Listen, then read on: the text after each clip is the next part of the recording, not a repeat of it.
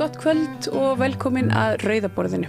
Ég heiti María Lilja og ætla að vera með ykkur hér á samstarfsfólki mínu og góðum gestum mánudagskvöldi 9. mars.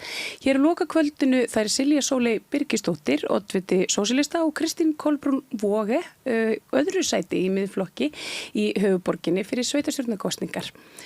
Sævar Þór Jónsson, hæstaréttarlögmaður, þegar farinn að nota gervigreind í sínum störfum.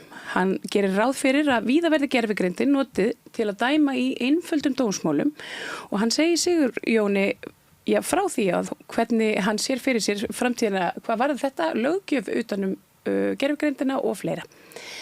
Eyrún Halla Kristjánsdóttir nemi, Guðlaug Svala Kristjánsdóttir sjúkraþjálfari og einhverfufræðari, Halldóra Hafsteinsdóttir stuðningsfulltrúi og aktivisti, Ragnheiður Örsp Sigurðardóttir hönnuður og kynjafræðingur koma hingað og ræða einhverfu á forsendum einhverfa. Virkilega skemmtilegt spjall. En hér eftir stuttarauglýsingar það nýr formaður VG sem ræðir við Sigurjón Magnús. Rósa Björk Brynjólfsdóttir kemur hér eftir örstuhlé. Gleði svo mikil dauðans alvar. Ef það ekki gleði, það vantar svo mikið kraft. Ég heiti Edda Björgvinsdóttir og ég trú á gleði. Langar þig að byggja hús?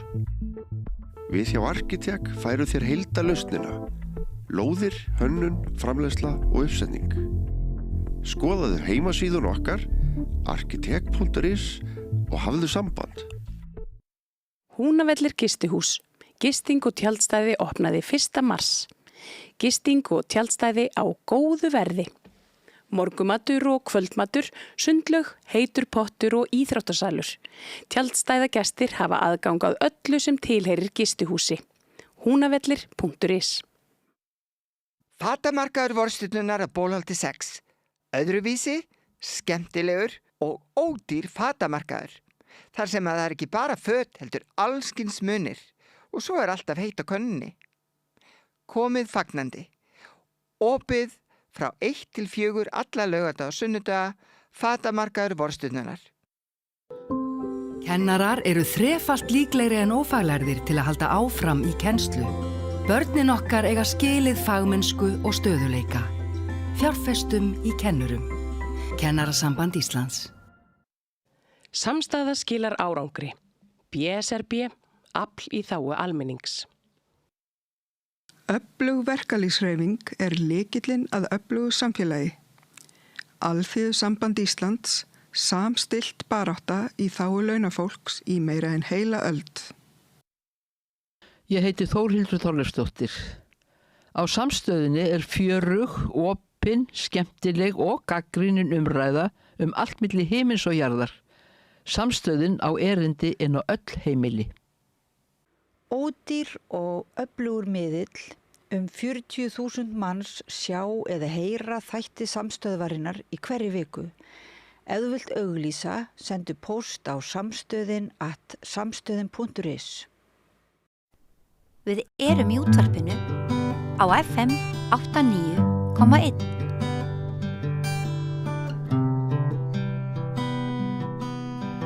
Já, komið þið sæl. Til mín komin Rósa Björk Brynjólfsdóttir, nýkjörin leiðtogi Vinstri grænna. Til hamingju með kjörið. Takk kærlega fyrir, takk. Já, þú fékkst glimrandi kosningu. Já, ég fekk góða kosningu, ótrúlega þakklátt og glöð fyrir það tröst sem mínu félagar sýndu mér á landsfundi núna helgina. Já, en þetta að verk að vinna. Já, heldur betur, já. Það látið á að sjá.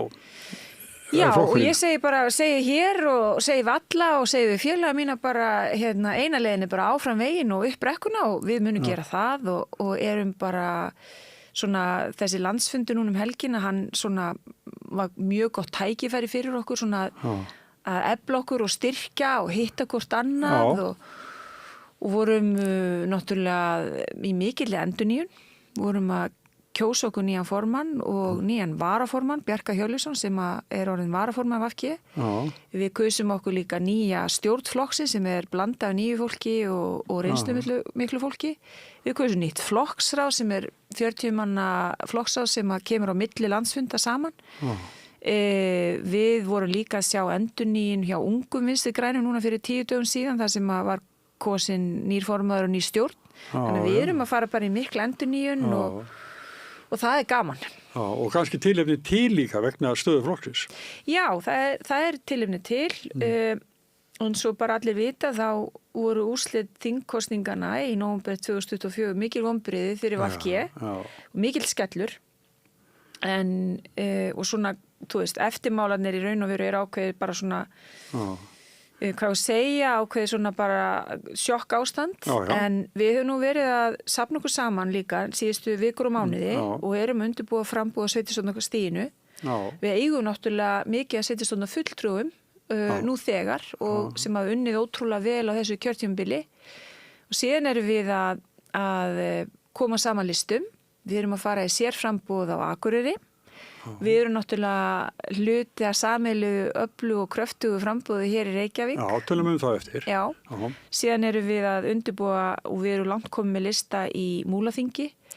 Við erum langt komin á veg með vinnuna í Hafnarfirði og Kópavogi og svo er ég að vonast til þess að við sjáum líka lista frá okkur í Norðurþingi og vonandi líka í Skagafirði og Borgarbyggð. Já. Þannig við erum bara í þessu núna, þessa vikunar. Já, þið eru með bæjarfulltrúa í Skagafirði. Við erum með mjög öflugan bæjarfulltrúa í Skagafirði.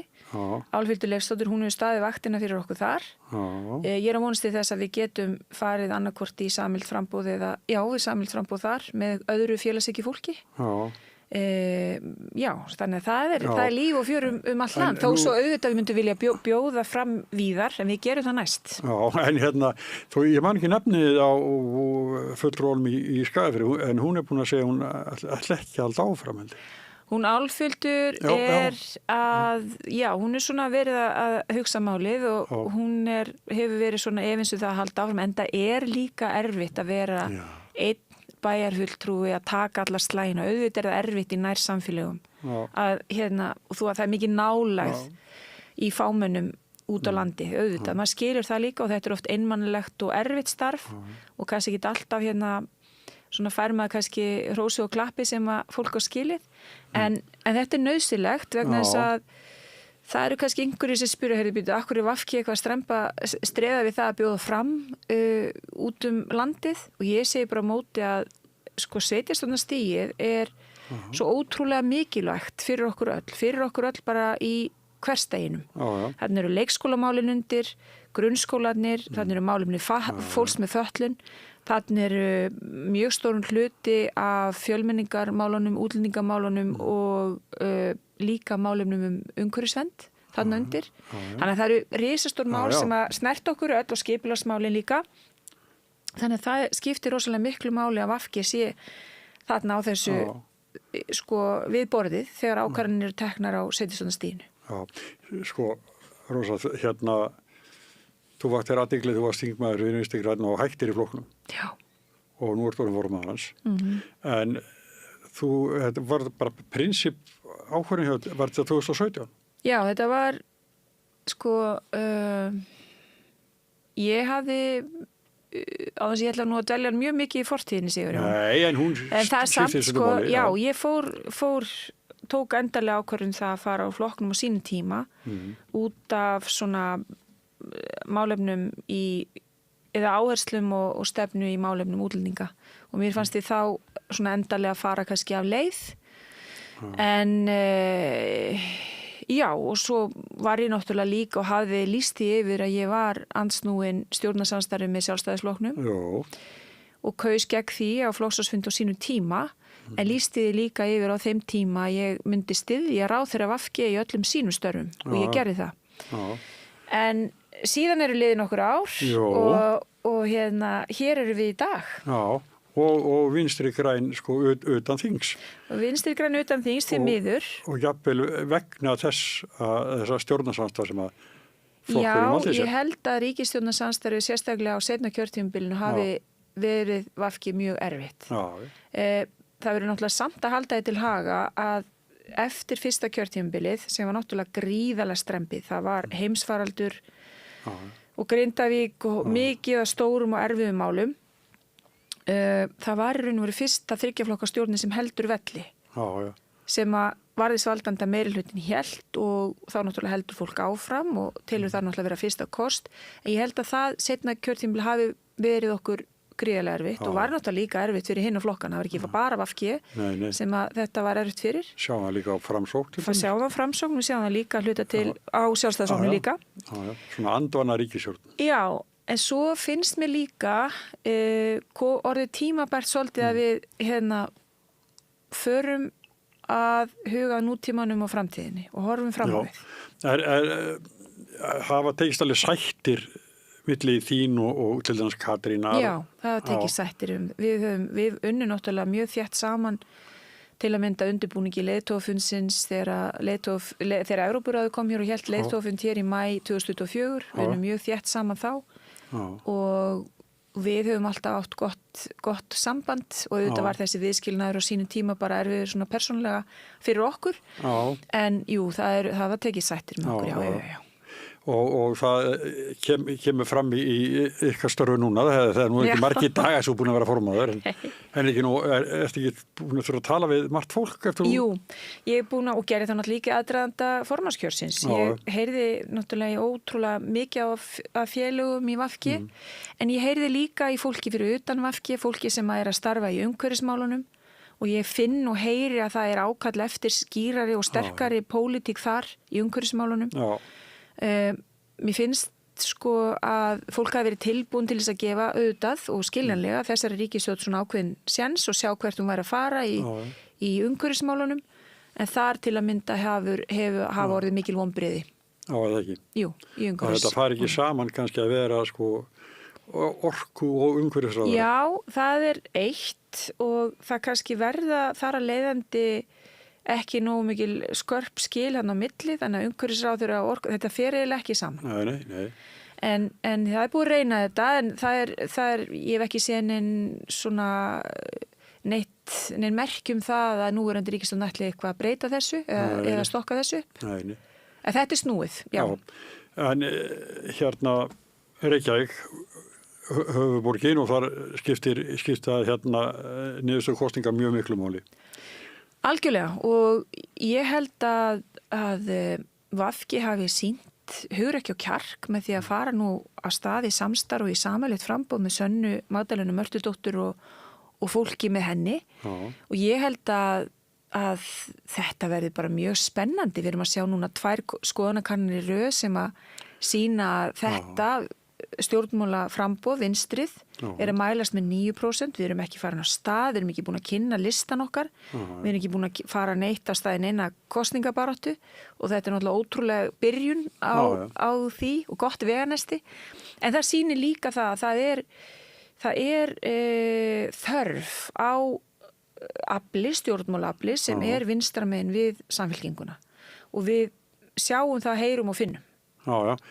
En þið samþykkið að Sanna er leiðtoginn, hún er í fyrsta sæti.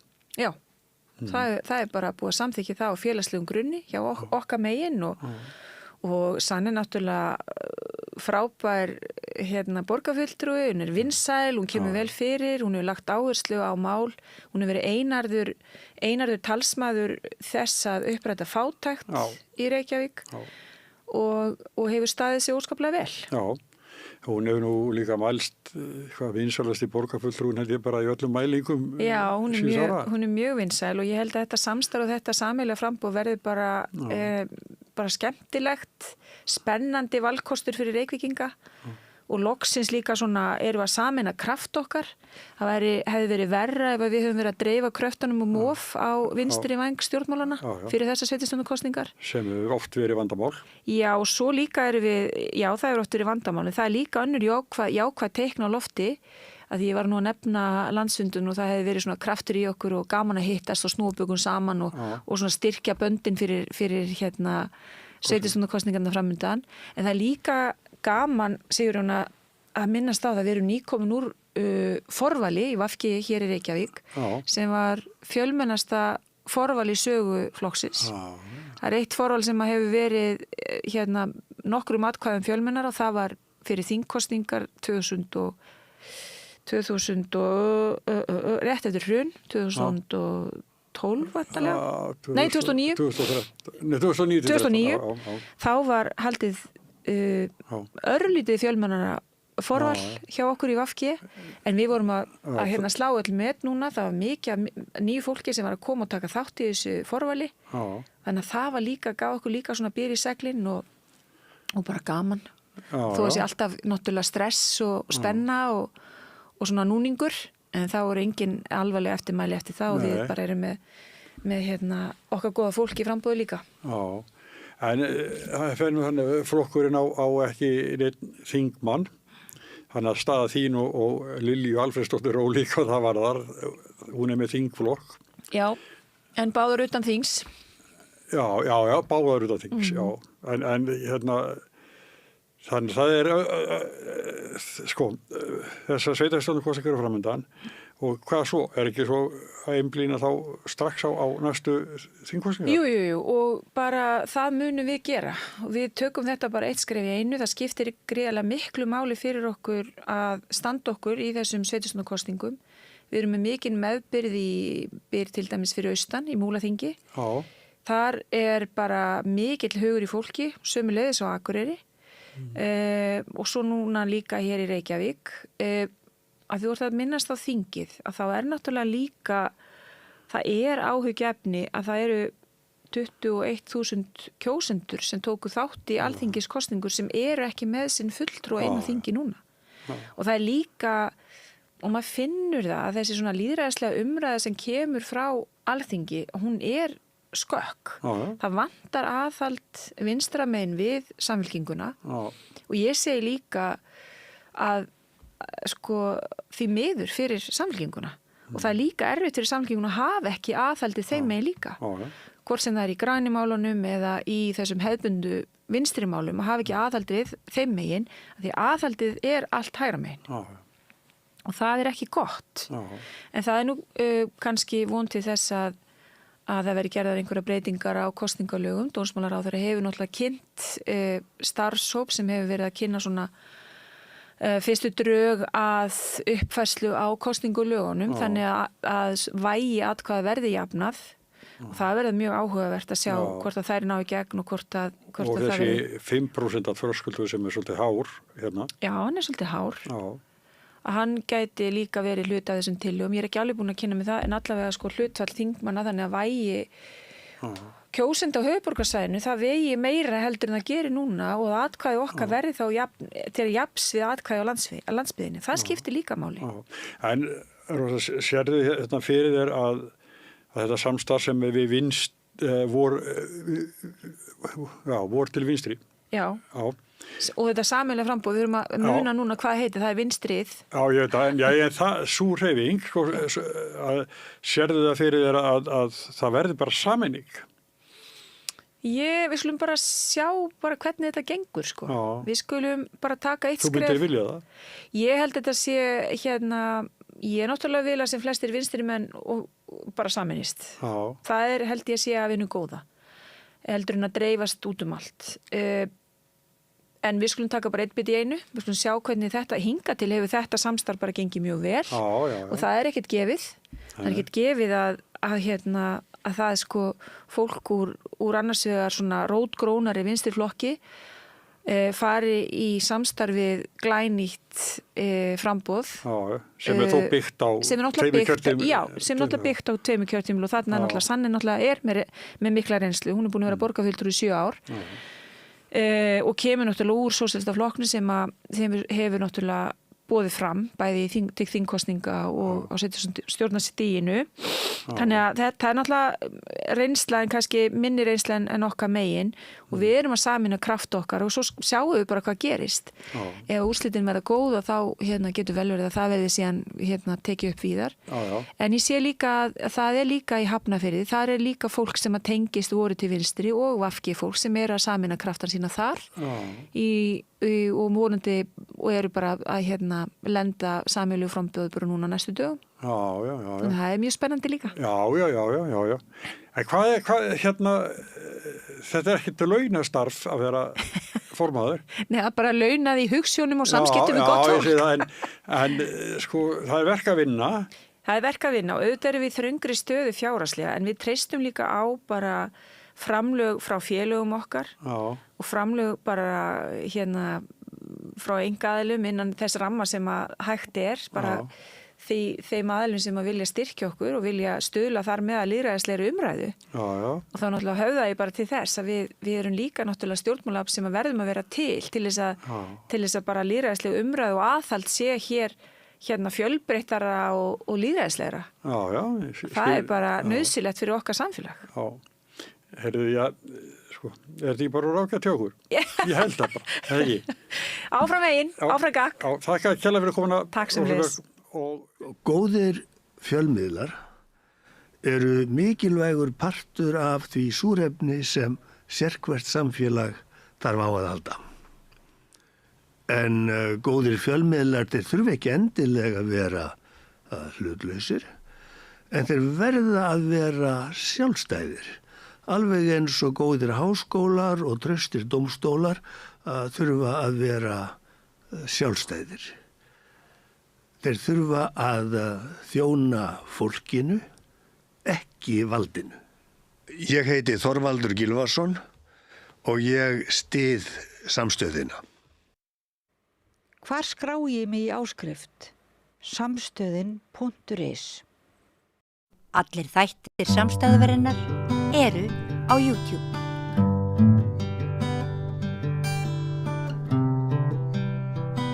Komið sæl og velkomin eftir að Rauða borðinu. Ég heiti Marja Lilja og hjá mér eru góðir gestir, aktivistar, skribendar og einhverfi aktivistar. Eyrún Halla Kristjánsdóttir, nemi, Guðlaug Svala Kristjánsdóttir, líka sjúkraþjálfi og einhverfi fræðari, Halldóra Hafsteins, stuðningsfulltrúi og aktivisti og Ragnheiður Ösp Sigurðardóttir, hönnur og kynjafræðingur. Verið velkomin. Takk fyrir. Þið skrifið svolítið skemmtilega grein, áhugaverða grein, málefni sem stendur ykkur nærri. Þar sem að þið svona ávarpið heilbrigðisráðherra. Er þið til í að segja mig kannski bara svona aðeins frá inntaki þessara greinar og ég ástæðinni fyrir því að ykkur fannst þið þurfa að senda ráðherra bréf. Ykkur byrja? Já, kannski bara ég byrji. Sko, við byrjuðum í raun og veru, við tilheyrum allar svona hinum á þessum spjallhópum einhverra. Einn heitir einhverjir og annar heitir einhverju pönkið. Og það svona kveikti rosalega í okkur eins og mjög mörgum vonandi öðrum og það sem að okkur svíður oft í augum svona við umfjöllunum einhverfu hvar einhverja fólkið í umfjöllununni. Og sannarlega voru einhverfa raddir í þættinum en síðan kom umfjöllun í öðrum þáttum og svo áfram og við höfum alltaf bara mjög mikið að segja þessi mál og viljum gjarnan koma okkar rödd á framfæri. Þannig að við svona byrjuðum fyrst að bregðast við að skrifa bara svona erindi til ýmissa þátta í RÚV og senda þeim viðmælendarlista og svo þegar að kom fram þegar ráðherra kemur sérst í Kastljós og talar stofnun, hún kallaði einhverju setur, var það ekki? Já. Og nefnir þar til sérst 2 önnur ráðuneyti en nefnir ekki einhverju samtökin og nafn að þá svona rökk maður svolítið í kút og því að við erum svona alltaf í því að tala fyrir því að það sé ekkert án okkar og fannst þá líka bara gott tilefni að fyrst að hún setur hennan bolta í loftið sem reyndar ekki nýr vegna þess að þetta þingsályktunartillaga frá því allavega 2 árum áður og þar áður áralangt baráttumál einhverju samtakana og hefur verið kallað þjónustu og þekkingamiðstöð einhverjura og þannig að svona til að ítrekka það sé farið í ræturnar á þessu máli og ekki síst talað við einhvert fólk og það virðist svolítið þurfa að minna á það að við séum hérna. Það sko ekki bara áratuga heldur árhundruða hefð fyrir því að tala okkur, sérstaklega einhvert fólk. Þessi hópur sko bara mjög aftarlega á merinni í mannréttindabaráttu hvað þetta varðar. Það er alltaf litið á að einhver börn og þá eru foreldrarnir að tala fyrir en svo bara hverfum við þegar við verðum fullorðin og það er ekki gert ráð fyrir að við getum talað og við getum svarað hvaða þarfir við höfum. Og við náttúrulega 4 hérna við þetta borð vorum ekki til þangað til fyrir bara stuttu síðan, stelpur voru bara óþekkt stærð.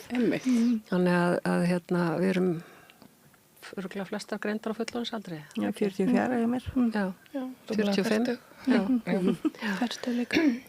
Það er svolítið svona lenskan að karlar þeir greinast frekar með einhverju og hafa gert svona framan það er ástæðan fyrir að það voru allar rannsóknir sem voru gerðar og allt sem var birt, það var alltaf bara talað um drengi. Stelpunar voru ekkert með þar þó að þær væru raunverulega með líka.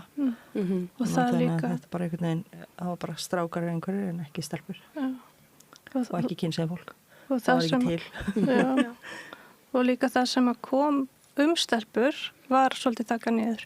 Þú veist, það er alveg, ég meina, hvað heitum Grunja Súkureva, rússneskur læknir sem kom með rannsóknir og stelpum 1925 á undan þessum frægu Asperger og Kanner og þeim, en það var eiginlega bara svolítið þakka niður. Þannig að það eru kannski upplýsingar sem hefðu nýst okkur í, bara miklu fyrir og... Já, þetta er náttúrulega ekki nýtt í heilbrigðiskerfinu eða félagslega kerfinu, það er allt, það snýst allt það er, hver var að segja að það er yngra, það er sko mestalegi 10 ára gamla reglur að það þurfi að nota hvern líkama til að rannsaka í læknisfræði, ekki bara kall.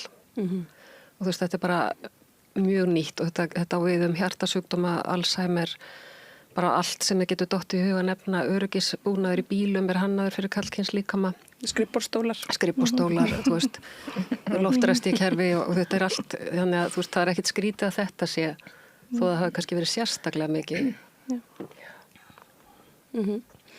Sko, svona í ykkar persónulega lífi, finnið þið mikið fyrir bara fordómum eða svona vanþekkingu kannski á því hvað einhverja sé í okkar samfélagi, því að það töluðu allir í kveikstættinum það, að þetta var svona, þú veist, þetta er svona eitthvað svona stimpill sem fólk fær og svo einhvern veginn svona engar upplýsingar svona út á við, fólk er bara eitthvað skrítin eða, þú veist, kann ekki að tala einmitt eins og þú sagðir, Halldóra. Já, ef maður er ekki einmitt horfir niður og floppar, þá þú veist, er maður ekkert einhverju, þá maður bara fylla. En ég náttúrulega er foreldri einhvers barns og ég veit að við fundum ekki sálfræðastoð fyrir við komin að bugl og það er rosaleg vanþekking. Ég var alveg rökrætt við lækni það að ég vildi fá vottor þannig að við fengið svona aðstöðu gegnum flugvöll þegar barn mitt var yngra og þá var læknir sem ætlaði að rífast það að þetta væri sjúkdómur, það væri bara mjög eðlilegt að kalla þetta sjúkdóm og ætlaði að skrifa það á vottorði, þannig að þetta er svona, það er eiginlega engin þekking og það er rosalega oft sem fólk bara bakkar bara, er þetta einhvert, þú veist, þetta einhvert, þá get ég ekki aðstofa þig.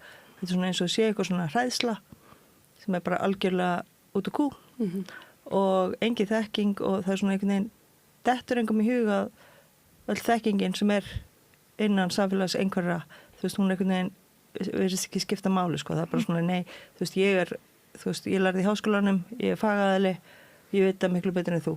Þú veist, annarkvort ertu ekki nógu einhver til þess að skilja mig eða þá þú ert of einhver til að skilja mig. Þú veist, ég var í þroskaþjálfarnámi og við fengum kynningu frá, hvað heitir þetta, geðheilsu teymið þroskaraskana eða eitthvað, þetta er svakalegt nafn. Og ég sat þarna og þetta var svo hræðilegt að hlusta á þetta að það var svo mikið eibulismi eða fjallunarfordómar og það bara, fyrir eitt pöndi það fyrir ekki, ég er einhver mannski að hlusta og þú ert að segja svo rangar hluti. Hún er bara, já, nei, við erum að tala um miklu einhverjar fólk en þig. Þú veist, þetta er svona, þú erum bara, er hægt að vera lítið ekki einhverjur, er hægt að vera mikið ekki einhverjur, nei, þú annarkvært þetta einhverjur eða ekki. Það er bara fræðsla á öllum, í rauninni öllum sviðunum, hvað einhverfa er og hversu fjölbreytt hún getur verið, vantar rosalega mikið það, þú veist, því að einhverfa er mjög fjölbreytt og við erum ekki allar einustofur sem allar einhverfar hérna. Ég meina, þú veist, við erum manneskjur, við erum mismunandi reynslu og þú veist, það er ekki eins og allir arfendir séu nákvæmlega eins. Já. Það er reyndar, þetta er svona skrítin þverstæða því að það er rosalega mikil þekking til og sko ég er nú kannski búin að þjálfa minn algoritma í kringum mig, þú veist, ég finn rosalega margt sem ég googla í sambandi við einhverfu sem aðri verðast ekki finna. En þú veist, og þegar fólk segir sko, já, það er engin staður til að finna, það er 24 tíma sólarhringsins, frábært einhvert fólk á internetinu allan heim að bjóða upp á fræðslu. Það eru milljón YouTube-rásir, TikTok-rásir, þú veist, Twitter-þræðir, eða hvað þetta heitir í dag, og bara allstaðar út allt og þú þarft ekki að lesa lengi eða hlusta lengi til að sjá rauðu þræðina.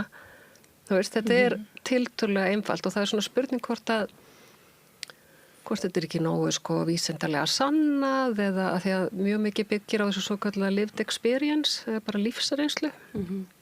Og ég meina, ég er sjúkraþjálfari og lærði alveg eitthvað smá einhverfu, það er alveg svakalega úrælt, þú veist. Þetta eru kannski 30 ár síðan en þú veist, ég var algjörlega blind á þetta með minn bakgrunn og en sko það er svolítið gaman, það hefur stundum verið nefnt í sambandi við COVID, það vissi enginn hvað það var. En það urðu bara allir að læra það, bara 1, 2 og 10 og svo var því bara bjargað. Þú veist, sem þurfti að vita og við getum alltaf farið út í þá sálma og þú veist, deilurnar og allt það, en fólk allavega setti sig inn í málin. Þannig að það er líka eitthvað svona bara áhugaleysi. Það er bara svona, þetta er eins og að því þetta er lítið sem bara því miður, sem bara eitthvað galli og eitthvað neðra og þú veist, það er ekki hægt að þjálfa þig upp í að líta ekki út af einhver og þú stendur rosalega vel og það bara, þú veist, skiptur ekki máli. Þetta er bara eins og maður er í vinnunni og maður er að maska eða fela það áreitið og svoleiðis, þá er eins og bara fólk í kringum hann, það bara gleymir því að þú ert einhverf.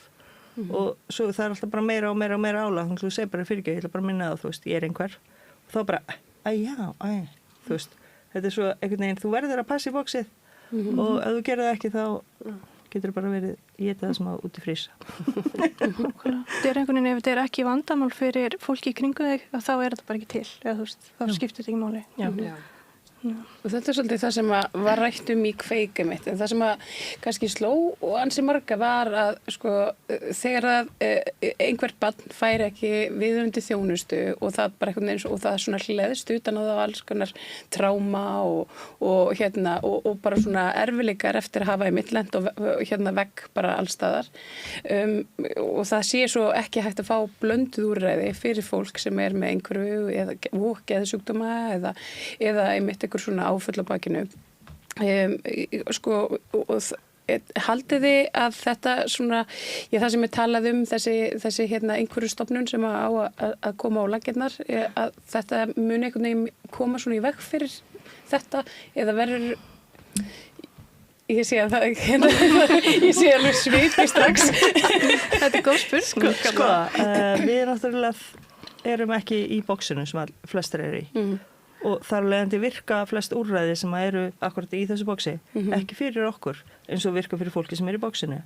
Og leið og það er eitthvað úrræði í boði sem er ekki akkurat í þessu helvítisboxi, eins og Janus til dæmis, þá passar það ekki inn í kerfið og það er tekið út.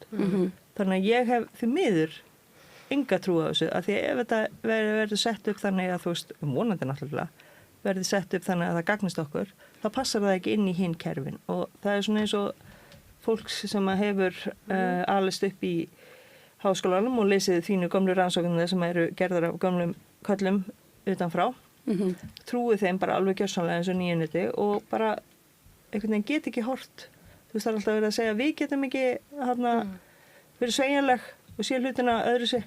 En mér finnst einhvern veginn líka eins og þeir sem eru ekki einhverjir geti alls ekki verið sveigjanlegir og sé hlutina. Þannig, en jú, það má alltaf dreyma. Langar að vera betra en það þarf náttúrulega að vera þáttaka eins og einhver samtakana þekking á einhverjum þurfa að taka þátt í þróunni ef þeir eru ekki með þá náttúrulega er þetta ekki bara að ganga svo það skiptir alveg öllu máli hvernig þetta verður framkvæmt en jú mér langar að trúa þetta allavega, jú. Það getur varla versnað, við skulum bara segja það. Getur varla versnað. En sko, mér langar aðeins að, sko, við verðum alltaf að muna það að kerfi er fólk, þú veist, og allstaðar er gott fólk. Og ég hef verið það heppin í gegnum, sko, mín samskipti við skóla og annað með börnin mín að það hefur bara gengið bara býstna vel. Þú veist, ekkert þú veist, það er alveg þröskuldar og það allt saman, en í raun, alltaf þegar þú mætir manneskunni, þá er hún alltaf öll að vilja gerð. Og ég vann nú hjá einhverjum samtökunum við að fræða, fara í skóla, fara, þú veist, inn á heilbrigðisstofnanir, fara í fangelsi, fara, ég veit ekki hvert og hvert. En það breyttist fræðslega mikið eftir að þú tókst við, sko. Já, takk fyrir það. Og í raun og veru allstaðar er fólk móttækilegt. En það er svona eins og Halldór að segja, sko, að síðan er þessi rammi sem fólki er að starfa innan. Hann er svo, sko, við erum til dæmis, þú veist, á Íslandi erum við, það er kerfi sem heitir ICD, sem er náttúrulega út í hött svolítið að þetta er International Classification of Diseases og þetta er ekki sjúkdómur. En við erum sérst með ICD 10 hér, en 11 er löngu komið, en þá eftir að innleiða það á Íslandi og það er fullt af fólki að bíða eftir, þú veist, hlutum eins og flókinni áfallastreitu sem að er þar en er ekki komin til okkar að því það er ekki búið að staðfæra og þýða kerfið, eins og það að það er ennþá til, þú veist, Asperger-greining sem er ekki lengur og ýmislegt svona sem að, þú veist, þannig að fólk með góða reynslu og góða innsýn sem er vissulega starfandi innan þessara kerfa, það er svona svolítið meðvitað að fara á svig við rammana að þeir passa ekki. Og þeir hafa í raun og veru aldrei passað stelpum eða konum og þú veist, og þetta gildir að sama aðrar svona greiningar. Ég er í dag í ADHD-ferli og það er verið að spyrja hvernig ég var sem barn og ég fekk, þú veist, að biðja systur mín að gera því að, þú veist, en ég var látin, mamma mín þurfti að fylla út blað þegar 45 ára, þú veist, í einhverju mati og þetta er bara hort á börn, þú veist, þannig, og við vitum alveg að þetta er ekki, þú veist, en fólk dansar eftir þessum, gömluðu þjóðdönsum, sko, vitandi það að þú þarft síðan aðeins að svona horfa framhjá þessum stífu römmum og svona nota þitt innsæi og þína reynslu, en, sjálfi spurningalistarnir og þetta dótari sem við erum að vinna með þeirri löngu úreltir. Það er rosalega margt í þessu. Ég sá í pistilum ykkar, það var eitt sem vakti athygli mín og það var, þið töluðum svona einhverju þing, að bara koma saman ofboðslega mörgu einhverju fólki og vinna þá að þessari þekkingabeystöð og búa til einhvers konar, lifandi samtal og svo líka úrræði út frá því. Hvernig sjáu þið fyrir ykkur að gera þetta? Sko, þetta er frá mér komið og þetta var heila svona pínu púki í mér að nefna þetta vegna sem ég vissum að margir get ekki séð þetta fyrir sér. Það er mjög þægilegt að vera þar, mikið þægilega á venjulegum þingum. Mjög rólegt og svona ekki mikill hávaði erill og dempuð ljós og geti verið bara mjög gott. En þetta er eiginlega svona til að benda á að, þú veist, við erum ótrúlega mörg og það er búið að fjölga rosalega fullorðisgreiningum sko undanfarin ár frá svona 2020 cirka 1920 þá hefur við verið svona bylgja og það segir okkur að þú veist þessi hópur er bara búin að vera út allt, þú veist að gera alls konar. Svo margir sem veit ekki að, þú veist, ég hafði ekki hugmyndum að ég var einhver fyrir en ég egnaðist einhverja krakka, sko. Já. Og það ég bara alltaf haldi ég var ekki einverja, sko. Við annarkort greinst við þannig eða út af því við verðum veik eða bæði. Og þannig að við erum með rosalega víðtaka reynslu hérna og þaðan og allstaðar að og þetta var rosa inn hérna eftir hruni þegar þetta svona endurreisa eitthvað í þjóðfélaginu, þá var alltaf kallað til þjóðfundar.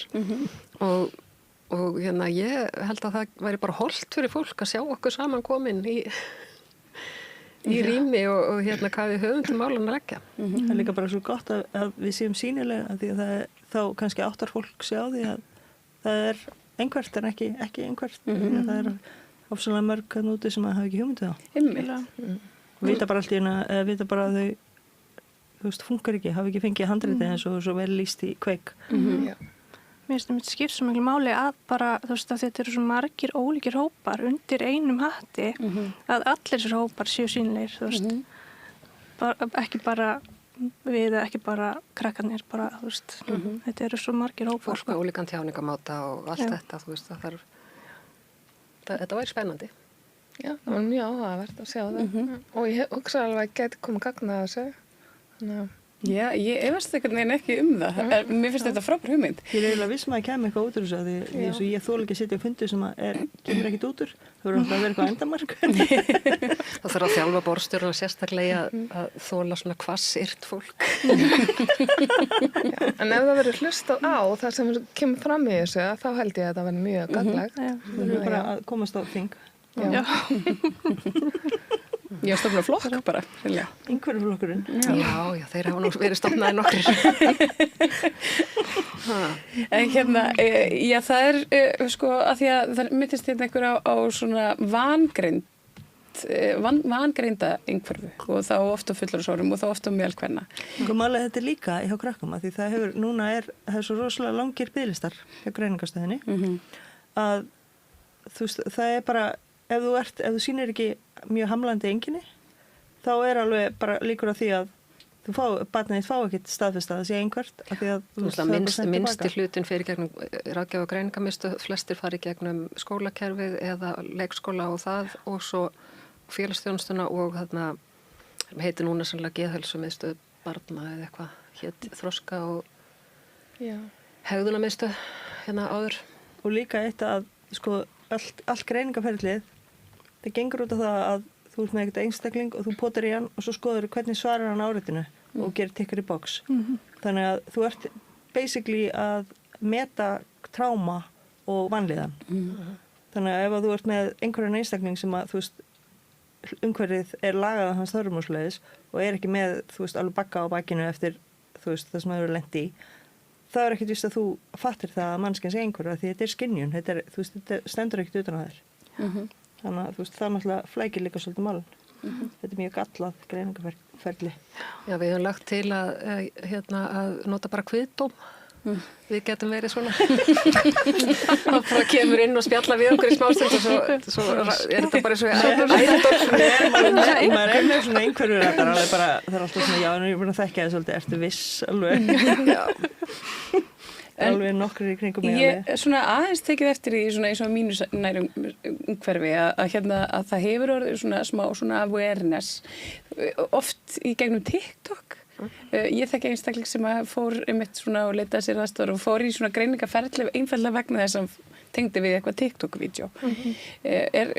Hafið heyrt af mörgu svona dæmi?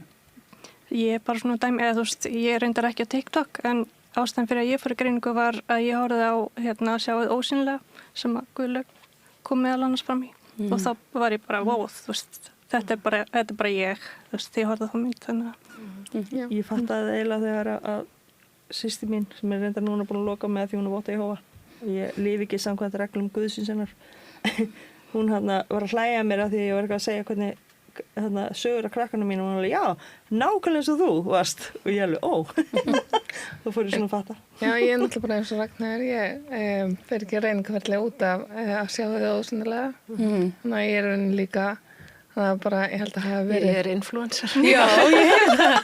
Það er svona með veglan. Já, þannig að ég held að hafa komið til þess mjög margar til þess konur. Já, já, en ég meint pantaði í greininguna þegar ég sá bara trailerana fyrir myndina og hann já. Og hvað var það svona sérstaklega sem þið tengdu við þá í myndinni? Var það bara þetta, já, ósýnilegar? Já, kulnun, einhver kulnun. Já, þú veist, verið í endurhæfingu, þú veist, bara þetta, já, ferli að, þetta út á vinnumarkaði ég lendi veikinn og þetta allt að, en passa hvergi samt þó þú farir í endurhæfinguna. Þú kynntir okkur eiginlega allar með 2 starfsheitum. Já. Það er mjög einhvert hvenna einkenni. Þú veist, ég til dæmis vinn ekki sem sjúkraþjálfari. Ég er að hanna prjónaföt og bútið einhverju fræðslu. Hönnur hérna sem er síðan kynjafræðingur. Þetta er mjög dæmigert að því við erum svolítið á skjön og svo hugsaðum en ég læri bara eitthvað annað. Þá kannski gengur þetta betur. Hvað þú með margar háskólagráður? Ég er ekki með neina núna en ég er að fara að klára núna í vor en ég er náttúrulega sjúkralega og ég er lyfjatæknir. Akkurat, já. Svo já, ég er með starfstitla aðra og svona en já. Oft gengur okkur ósa vel í þessu strúktúruðar umhverfiði sem er, þú veist, skólinn og þar sem við vitum bara, það bara stendur í handbókinni hvers krafist, þú veist, þetta það sem þú þarfst að skila og svo förum við út í þetta svona óskýra umhverfi þar sem við byrjum að vinna og það er kannski enginn að segja að það nákvæmlega þetta sem átt að gera og þá svona förum við að reka okkur á veggi og svo fara með okkur í óvissuferðir og það var rosa gaman í vinnunni og spjalla á kaffistofunni og svo bleiki dagurinn og eitthvað og svo förum við svona einhvern veginn að detta út úr og það líka svona rauður þráður í lífi einhverja af öllum kynjum, það einelti. Ég veist það svona 98% cirka. Ég verð að segja með bókstaflegu hugsunina. Ég er alltaf búin að vera að vinna í skólakerfinu mjög lengi. Það er alltaf náttúrdaga reglulega og ég var alltaf bara, ég get ekki tekið þátt í náttúrdadegi því ég sef ekki náttúrdum. Nei, akkurat, kemur nærbuksunum. Ég ætla að koma inn á nærbuksunum og svo eftir nokkur ára af þessu þá spurði ég eina, ég alveg, sefur bara í það öllu þessu fötum? Og hún horfði mig, nei, og ég alveg, Ég bara kem í þeim. Ég var að hugsa aftur, ég alveg, hvað að ykkur? Ég þið svo. Það var alveg að búið að gera grína mér eftir þetta. Marga svona, þessu rosalega skemmtilega svona aha-sögur þegar maður veit þetta, þá er maður svona, oh god, já. Ég var alveg ekki að bera ofan í vinnuna.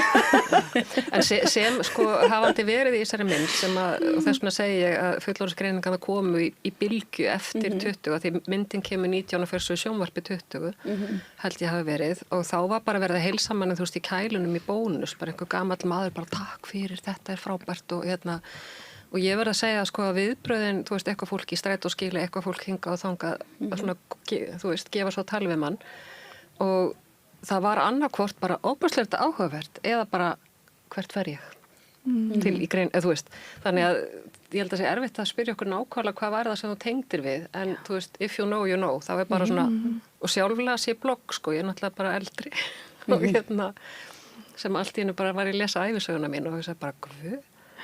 Ég náttúrulega vil kynna mér allt, þú veist, ég næ allar upplýsingar sem ég get áður en ég ger hluti, því að annars finnst mér ekki, þú veist, örugg með hlutina.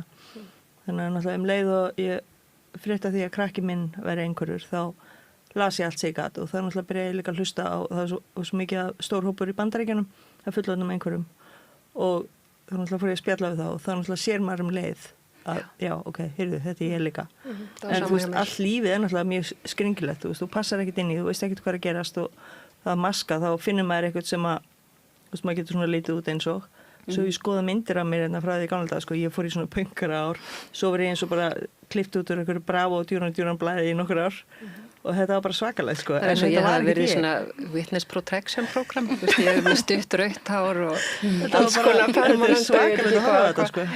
Þessi tískan og hinn tískan, það tengja. Svo alveg bara þegar maður byrja að vera í skóla, bara já, heyrðu, já, ég ætla bara að vera verkfræði, nei, heyrðu, nei, ég ætla að fara í tölvunarfræði og svo bara, já, nei, ég ætla að gera þetta. Svo fór ég til hann námsráðgjafa sem átt að segja mér hvað ég ætla að verða. Það var bara, ég get ekki hjálpa þér, þú er áhuga og mörgu og ég þannig ég er alveg búin að vera svona eins og en það er einmitt eitthvað svona smá að rekast á vegg líka, hérna námsráðgjafinn í skólanum getur ekki svo hjálpa ég er bara ok, það er ekkert akkurat. Ég hef oft hugsað sko, mér veist ég hafa svona skort á hæfileikaleysi ég vildi að ég hefði bara svona einangra svið sem ég get bara verið á af því ég fer svolítið við það vel. Já, ég meina það er bara, ég hef aldrei getað skilja hvernig fólk har bara farið og já, ég ætla bara að vinna við þetta sem eftir er. Svo er ég komið með 2,5 barn og íbúð og þú veist, jafnling og ég er bara, vá, ég er ekki ennþá alveg búin að ákveða hvað ég ætla að verða. Það maður get bara að vera óslag góður í ykkur einu, þú veist, það væri svo næs. Það er bara með þetta bara ákveðið, þú vissir hvert þú ætti að fara. Alltaf. Ég heyrði eina konu einu sinni lýsa sem hérna þessu að hafa svona mörg áhugamál og áhuga svona mörgum og hún væri ofboðslega góður amatör í ógeðslega mörgum en engin sérfræðingur í neinu. Það er einleið. Ég er ekki mjög góð að klára. Náttúrulega 70% okkar er líka ADHD sko, svo það sé tekið fram. Einmitt. Og það er svo hérna önnur hlið, það er svona, þú veist alveg mikið af nýgreiningum og hérna og hefur bara farið vaxandi síðustu ár og ég heyrir aðeins minna það en svo er þetta líka einmitt svona samþættur vandi sko, ADHD, einhverfa og svo hvernig þetta leggst þetta bara mismunandi í fólk og á fólk eitthvað neginn. Ég held að sé samt eðlilegt að því að þjóðfélagið það er náttúrulega, við erum að fara lóðbeint, þú veist, í fasíst helviti og enda markmið kapitalisma, en eftir því sem að þjóðfélagi verður eins og það er að verða, það er alltaf erfiðar fyrir okkur að fungera hérna í þjóðfélaginu, þannig að ég held að sé meiri líkur á því að það séu fleiri að fá. Við passum ekkert voðalega vel í svona kapitalist umhverfi sem segir sko fyndu vinnuna þína og vertu þar þanglu og fara gull úr.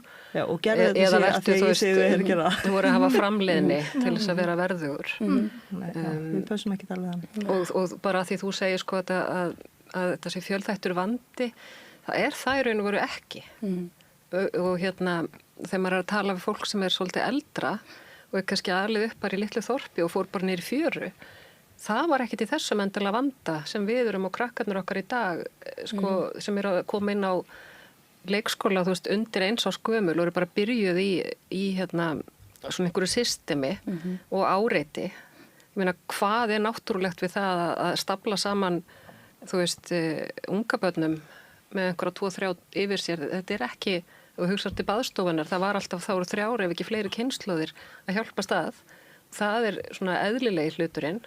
Þannig að við setjum krakkana í rosalega svona irriterandi umhverju mjög snemma og okkar krakkar, þeir eru svona kanarifugglin í kerfinu eins og í námunum, þú veist, það eru þeir sem finna fyrst fyrir súrefnisskortinum og þá verða þeir rosalegt vandamálið í staðan fyrir að vera lykillinn að lausninni, þú veist, þannig að ef að kerfið væri aðlaga að þörfum einhverjara, þá myndu allir blómstriði. Já, ég var að hugsa að setja einhvern tímann, að því ég er nú líka til dæmis á TikTok með nokkur, ég var einhvern tímann að tuða einhverfi þar og eitt af því sem ég var að segja sko að ég myndi vilja greina sko stofnanir frekar en fólkið. Já. Þú veist, ég meina skóli sem er með háa tíðni skólafórðunar, hann hlýtur að vera með eitthvað syndrom. Þú veist, það er eitthvað að. Þetta getur ekki verið bara allt í einu sér öll börnin veik. Akkurat. Þið talið endurhæfingu sérstaklega í pistlinum og svona svo þróuna að virk einhvern veginn og sérstaklega að svona atvinnu markaðsúrræði þau séu einhvern veginn sett fyrst og fremst í bataferli fólks. Ég var að skoða spurningalistan þegar þú ert að byrja að reyna að komast inn á endurhæfingu og þetta er bara hvernig var síðasta atvinnan þín og þú veist, var erfitt að lyfta þungu? Þú veist, þurftur að labba mikið? Var þetta, þú veist, þetta gekk allt út af það, hvernig getur við fundið fyrir þið atvinnu sem þú virkar í og ferð og losna við þig. Þetta er ofsalega fyrirlegt, sko. Það er ekkert verið að hugsa þú veist, hvernig líði þér, hvernig getur við látið þér líða betur, af því að ég meina, ef að þér líður betur, þá ertu virkari. Þetta er eins og krakkar sem að, þú veist, ef þeim líður vel, þá læra þau. Og þú veist, þetta er einhvern veginn, þetta er svo öfugsnúið kerfið, það er einhvern veginn að alltaf þetta fjandasboks, mætilega komast og passa honni. Af því að annars getur ekki unnið fyrir laununniðinu, borgarskatt. Vandamáli er að það vantar fleiri möguleika í endurhæfingu og þú veist, auðvitað þarf að vera starfsendurhæfing en það vantar líka bara aðrar leiðir og þú veist, sem að hendi, það passa ekki allir einmitt inn í þannig kassa, sko. Og það er ekki, það ætti ekki vera svona fyrsti hvati að koma fólki á lappir til þess að fara að vinna, heldur bara að koma fólki á lappir, punktur. Já, ég meina, eigum við það ekki öll svolítið skilið að sko, og sérstaklega sko, einn besti einhverfu sálfræðingur á Íslandi talar mikið um það að skóli sé í raun og veru bara traumatiserandi fyrir einhverfbönn, bara að fara í skóla, tráma. Og ef við komum þannig bara úr grunnskóla, þú veist, án þess að hafa fengið þá kannski viðeigandi hjálp, þó að við höfum fengið einhvern stuðning, að það er alltaf þessi fókus á sko, hvað ætlar að verða þegar þú verður stór. En við erum kannski byrjuð að sko, hlaða utan á snjóboltan af vandræðum sem eru óþörf út af því að við erum að fara inn í kerfi sem við pössum ekki inn í og þetta er eitthvað það hefur stundu verið talað sko ef þú labbaðir inn í ef læknir frá því fyrir 100 árum myndi rölda sér inn á Landspítalan í dag og eiga að fara að vinna þá væri það rosalega erfitt fyrir viðkomandi af því það er allt svo breytt en kennari fyrir 100 árum sem myndi labba inn í skóla og ætti að fara að kenna það væri bara talsvert meira aðgengilegt þú veist það hefur ekkert náttúrulega rosalega mikið breyst þarna og bara eins og okkar kerfi, okkar taugakerfi er það sem heitir monotrópist að við svona fókusurum á eitt hlut í einu og það er okkar eðli og við njótum þess rosalega þegar við fáum að gera það að einbeita okkur einu hlut í einu. Þú horfir á stundatöflur, 6 fög, 40 mínútur, fara á milli, bara það til dæmis. Ég hef ekki heyrt mikið tala það þurfa að breyta stundatöflum. Það líka oft, eins og þegar að vera að taka börn og það bara við erum að læra í 15 mínútur og svo 10 mínútur í eitthvað annað og svo læri 15 mínútur. Mér finnst það svona helvíti, sko. Ég bara, hvernig á maður að geta byrjað að einbeita sér og það er þetta búið og svo aftur og búið. Þetta einhvern veginn, þetta rosalega furðulegt. Það einhvern veginn ekkert. Þetta á að vera eitthvað svona, þetta gengur allt út á eitthvað svona verðlaunakerfi sem að raunverulega... Já, þetta svolítið góð úrræði, sko, fyrir, 90% fólks. Já, en ekki alla. Og þá náttúrulega kemur þetta, loksins komin með fókus á eitthvað og þú akkurat að einbytta þér að þessu og þá átt að stoppa og þá átt að fara í eitthvað annað. Það var rosalega flókið fyrir marga einhverfa. Ég var þegar ég var yngri þegar fólk sagði Dóraða matur, þá lagðist ég í jörðina á grúfu og öskraði. Bara breytingar, nei, ekki aðeins að vita það fyrir. Að því þú segir breytingar, nú talið þið fyrir svolítið breytingum. Þið viljum bara sjá samfélagi breytast í taktu við bara borgara sína sem bara ósköp eðlileg krafa. Ég var til í bara að samfélagi myndi hlusta í staðan fyrir að ákveða fyrir einhvern og halda að þú veitir eitthvað sem þú veist ekki. Ég get ekki ákveðið fyrir óeinhvert fólk að því ég veit ekki, þannig ég að hlusta. Þetta svona einhvern veginn, það þarf að fara í baðráttur.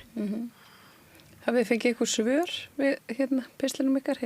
Hefur Alma heyrt í ykkur? Örugglega ekki. Við náttúrulega byggjum hann að hafa samband við einhverjum samtökin, þannig við þurfum aðtúa hvort að það gerist. Byggjum spennt. En hvað var svona óskastaðan fyrir ykkur? Að myndi koma út úr þessu öllu saman ímenni þessu samtali, þetta var kveikur og sláandi, þetta var kannski eitthvað svona, eitthvað sem að þið vissuð kannski, en almenningur vissi ekki og var nokkuð slegin yfir. Og svona, já, óskastaðan. Janus þið opnaði upp á neitt. Já, akkur? Því að þar var að hugsa þess út fyrir bóksið og þetta hentaði vel og þau úrræði sem eru núna í staðinn, það er alltaf verið að ég hef fullt af fagfólki alls og leys en þau bara passa ekki. Ég veit alveg einhverja unglinga sem að einhvern veginn hafa bara ekki geta mætt því það er ekki tekið á móti þeim á þeirra forsendum og þá er einhvern veginn bara svona hótanir, sko, ef þú mætir ekki þá færði ekki endurhæfinguna og þetta er einhvern veginn, þetta er svo friðilegt, sko, það er einhvern veginn ekki hægt að mæta fólki á þar sem það er statt á þeirra forsendum og taka tillit. Það var náttúrulega bara að fara eftir, sko, landslögum, það er númer 1, það má ekki mismunna fólki í kerfunum okkar, það er bara klárlega verið að gera það. Og það er alveg sama hvað hægt er að koma fram og segja, sko, við vísum engum frá án skoðunar eins og hjá heilsugæslunni og þessum geðheilsu teimum. Nei, ok, þú veist, ég má koma með umsókn, svo er hún skoðuð og svo er mér neitað. Þú veist, og það er rosalega alvarlegt mála því að við vitum alltaf betur og betur og það eins og það verið að tala að aðferðir sem notaðar eru á taugatípist fólk, þær virka oft ekki á okkur. Þannig að það er grunnforsenda í allir meðhöndlun okkar að vita við séum með þetta taugakerfi. Staðan í dag er svo að fólk felur, það vill ekki skrásetja greiningarnar sínar, það vill ekki að sé talað þær, það vill ekki segja frá þeim þegar það sækir eins og til geðheilsu teima. Það er búið ít okkur inn í skápinn og þannig að við vitum að frá fyrstu snertingu þá verður hort á okkur svo röngu sjónarhorni. Og það er alveg, sko, þú veist, miðað við, eins og ég segi, það er fullt af þekkingu til og nýjasta þekking er þessi. Þú verður að hafa svo kallað svona neurodivergence, informed meðferð. Að við ætlum bara að útbúa kerfin þannig að fólk feli eðlið sitt til þess að fá þjónustu. Og þá vitum við að þú færir ranga þjónustu. Og sen líka búið að koma með skadalega reynslega, ef þú ert að maska mikið sem þú gerir þegar þú ert að fela þessu.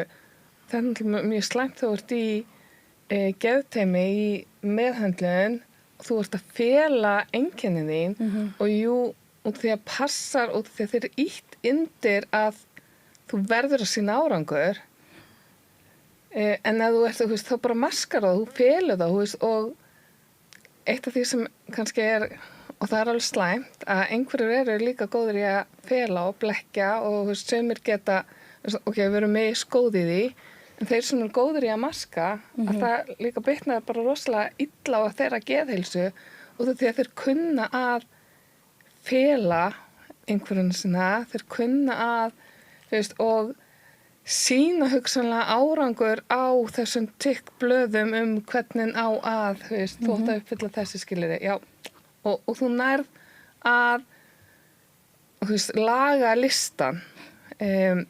Það þýðir ekki að þú sért orðin, andlega betri í heilsu, þú bara, en þú getur, já, blekkt listana.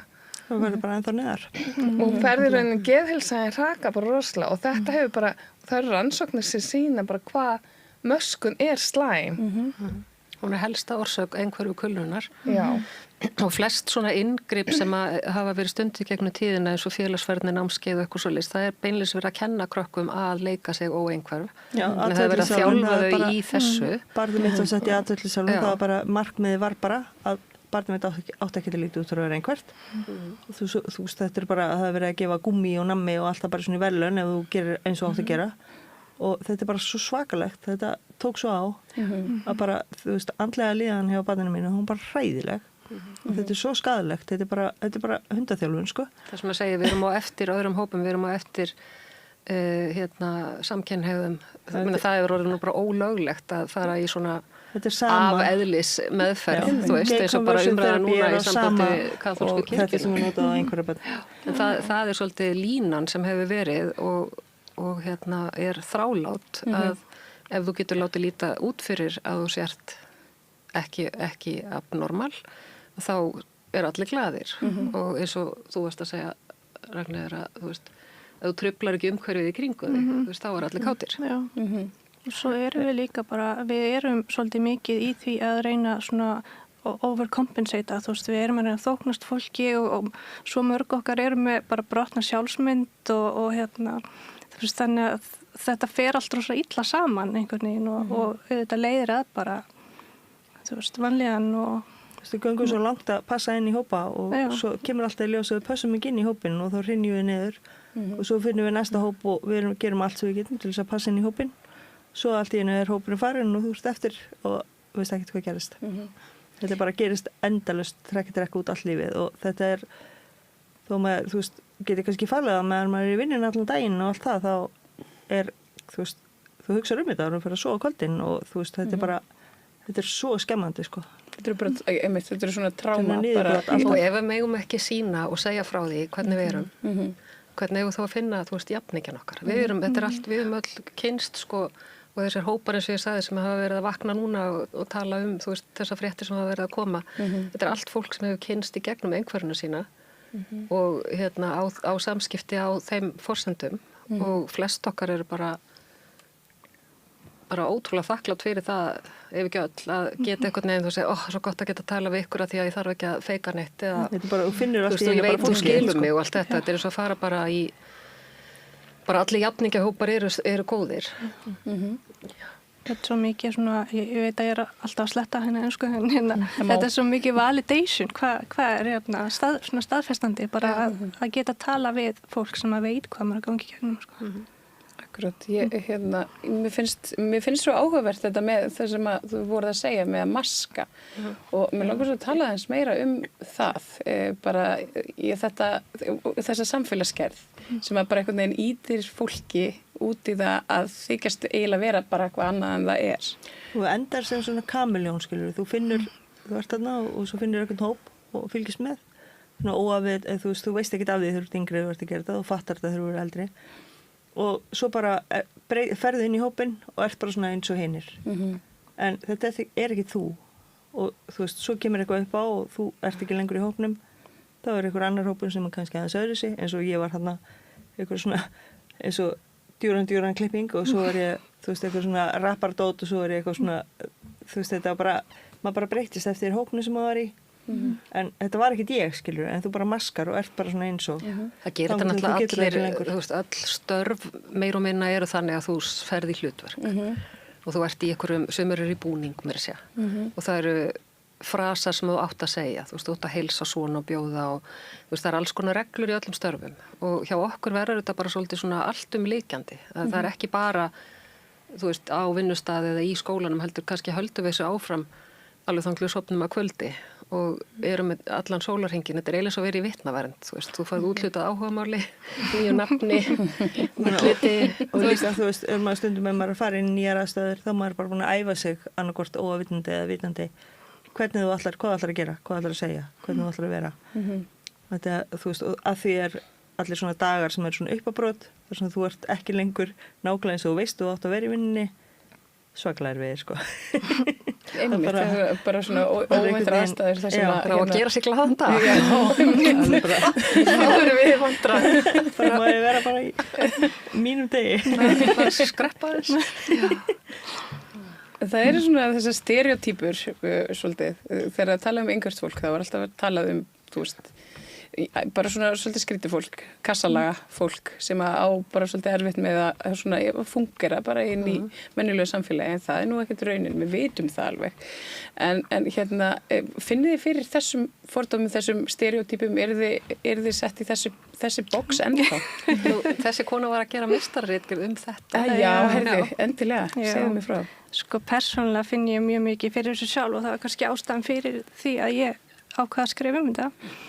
En ég held að líka við söngvar og konur og söngvar kvár finnum mikið fyrir þessu af því að staðalímyndin er í grunninn hvítur kall og er það annarkvort svona einmitt þetta allægi, hann er eitthvað svona glöðlegur eða astnalegur eða nördalegur eða á að sýnast þannig eða þá að hann er bara með rosa svona sýnilega miklar hömlur og allt rosa sorglegt og þannig að það er þessi svona tveir pólar einhvern veginn en einhvern veginn sama hvor staðalímyndina er þá það er alltaf þessir ýktir svona eiginleikar sýndir og út frá túlkun óeinhverfra þannig að það er fólki sem fær að miðla þessum staðalímyndum en svo erum við farin að finna svona að sjá staðalímyndir fyrir konur sem eru það sem allavega kom fram í rannsókninni, þessi Manic Pixie Dream Girl sem er svona rosa quirky og krútleg og svolítið barnaleg líka, Svona New Girl. Já. Ef einhver horfir á þá þætti. Það var svona svolítið þar. Já, en hún er svona, hefur líka sína svona skaðlegu einleika, að hún er einhvern veginn svolítið túlkun karlmanna og sýnir bara svona eftirsóknarverða einleika en sýnir ekki erfiðleikana eða og gerir svolítið lítið úr þeim en þetta er kannski svona eina staðalímyndin sem er komin einhverja konur en maður sér ekkert kvár mín er hérna fjólblótt hár og heklinól það er svo sem að ég tala oftast en þetta er þessar staðalímyndir enginn þeirra sýnir okkur í svona ljósi, bara ekki það. Hvað við getum verið ólíkar og því að, við erum hérna 4, við erum ekkert eins. Nei. Við erum alls ekki, við erum alltaf bara með mismunandi áhugamál. Við erum ólíkar innbyrðis en við eigum það sameiginlegt, við erum allar einhverfar en við erum ekkert sama manneskjan. Það er ekkert sama sem á við okkur allar og það er bara, og það er miklu fleiri einhverfur og miklu fleiri bara breyttir af okkur, við erum ekki sama persóna þó við eigum þetta sameiginlega en við getum náttúrulega að tala við lendum á sömu veggjónum sem við getum náttúrulega saminar okkur þar sem við getum tala erfiðleikana hvað við erum að lenda í en fólk verður líka að horfa á að við erum ólíka persóna líka einhverfan er ekki persónuleikin okkar engungu, þannig að þetta er svona þetta er svona eins og allir rauðhærðir í bíómyndum væri alltaf sami karakterin eða allir örvhentir að þið skiptir svo miklu máli að tala við okkur því að skólakerfið er oft þannig að það er einhverjur nefandi verið hér og nú gerum við nákvæmlega eins og alla hina einhverjur nefandina þetta er svona einhvern veginn gekk svo vel með hann Gunnar þannig að ég hef bara fengið að heyra það inn frá grunnskóla þetta er ekki fyrsti einhverjur nefandi sem hefur verið ég er bara, þegar bara greinilega þá ekkert komið vel frammi hérna. Það kom, sko, þegar ég var í grunnskóla, þá kom allt í henni svona einhverju deild, hún var reyndar í skúr fyrir utan skólan. Og já, sem einmitt í svona eftir á hyggja bara mjög skrítið, en þar voru bara mjög skrítnir strákar. Og alveg svona, þú veist, hérna, ólíkir, en þeir áttu hvergi heima með okkur einhvern veginn. Þeir voru ekki í öllum tímum, þeir voru bara út í skúrinu sínum. Og þú veist, er þetta ennþá með þessum hætti? Ég meina, hvernig þú veist, eins og skóliðan aðgreiningar og svona? Svo mismunandi eftir skólinn, það er bara annarkvort heppin eða ekki. Og það fer líka bara innan skóla hvaða kennara þú ert með og hvort að kennarinn er tilbúin að hlusta eða hvort hann sé fastur í einhverju. Það segir náttúrulega eitthvað bara sjálft kerfið. Að ef það þarf að setja hluta hópsins í sérstakt herbergi út á skólalóð, þú veist, þá er þetta ekki fyrir alla. Það bara að segja sér sjálft. Og hérna, þetta er svolítið bara eins og þú segjum og sért með eitthvað ofnæmi eða mataróþol eða eitthvað, að það væri alveg hægt að hafa bara matinn þannig að hann passi öllum, en svo er líka hægt að hafa mat sem kemur á réttum tíma og svo þessi sem er sérfæði hann fær síðastur. Þú veist, það er svo góð þjónusta í dag, þá er maður mjög þakkláta fyrir þetta. En þetta er ekki inclusive, þú veist, þannig að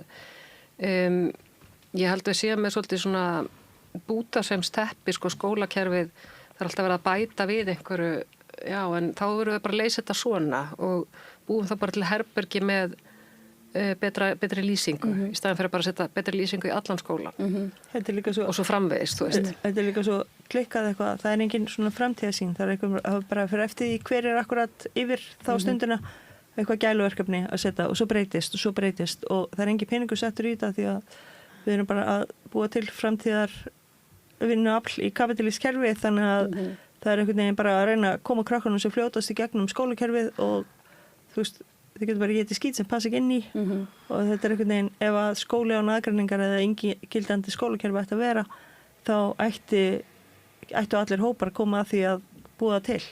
En þú veist, þessi, þetta er rosalega fín hugmynd og svona, en hún var ekkert gerð af einhverjum til dæmis. Og það er alveg, þú veist, kennaraháskólan er ekkert að einbeita sér að því að kenna, eða þú veist, að fræða einhverju. Og ég menna að þú sér líka bara í þroskaþjálfarnáminu sem ég var í eina einhverju fræðslan kom, hún var bara hræðilega, sko. Þetta var bara þannig að þetta er einhvern veginn, kerfið er ekkert að virka, þannig að það er alveg að breyta kerfinu frá grunni. Það er svolítið þar eitthvað. Það er ekki alltaf að ætlast til þess að þú sér það heppin að sé einhver starfsmæður í skóla sem maður getur bentir á. Þá er þau oftast í lægstu stöðunum og það er ekkert víst að sé hlusta. Því það er alltaf hlusta fyrst á fagfólkið. Það var talað um auðvitað kveik og hefur verið talað um við annars staðar að það eru svona, þegar það búið að íta fólk svona ákveði langt út á brúnina, þá eru alltaf alls konar önnur vandamál sem að taka við. Það eru, og það tala mikið um fíknisjúkdóma í þessu samhengi.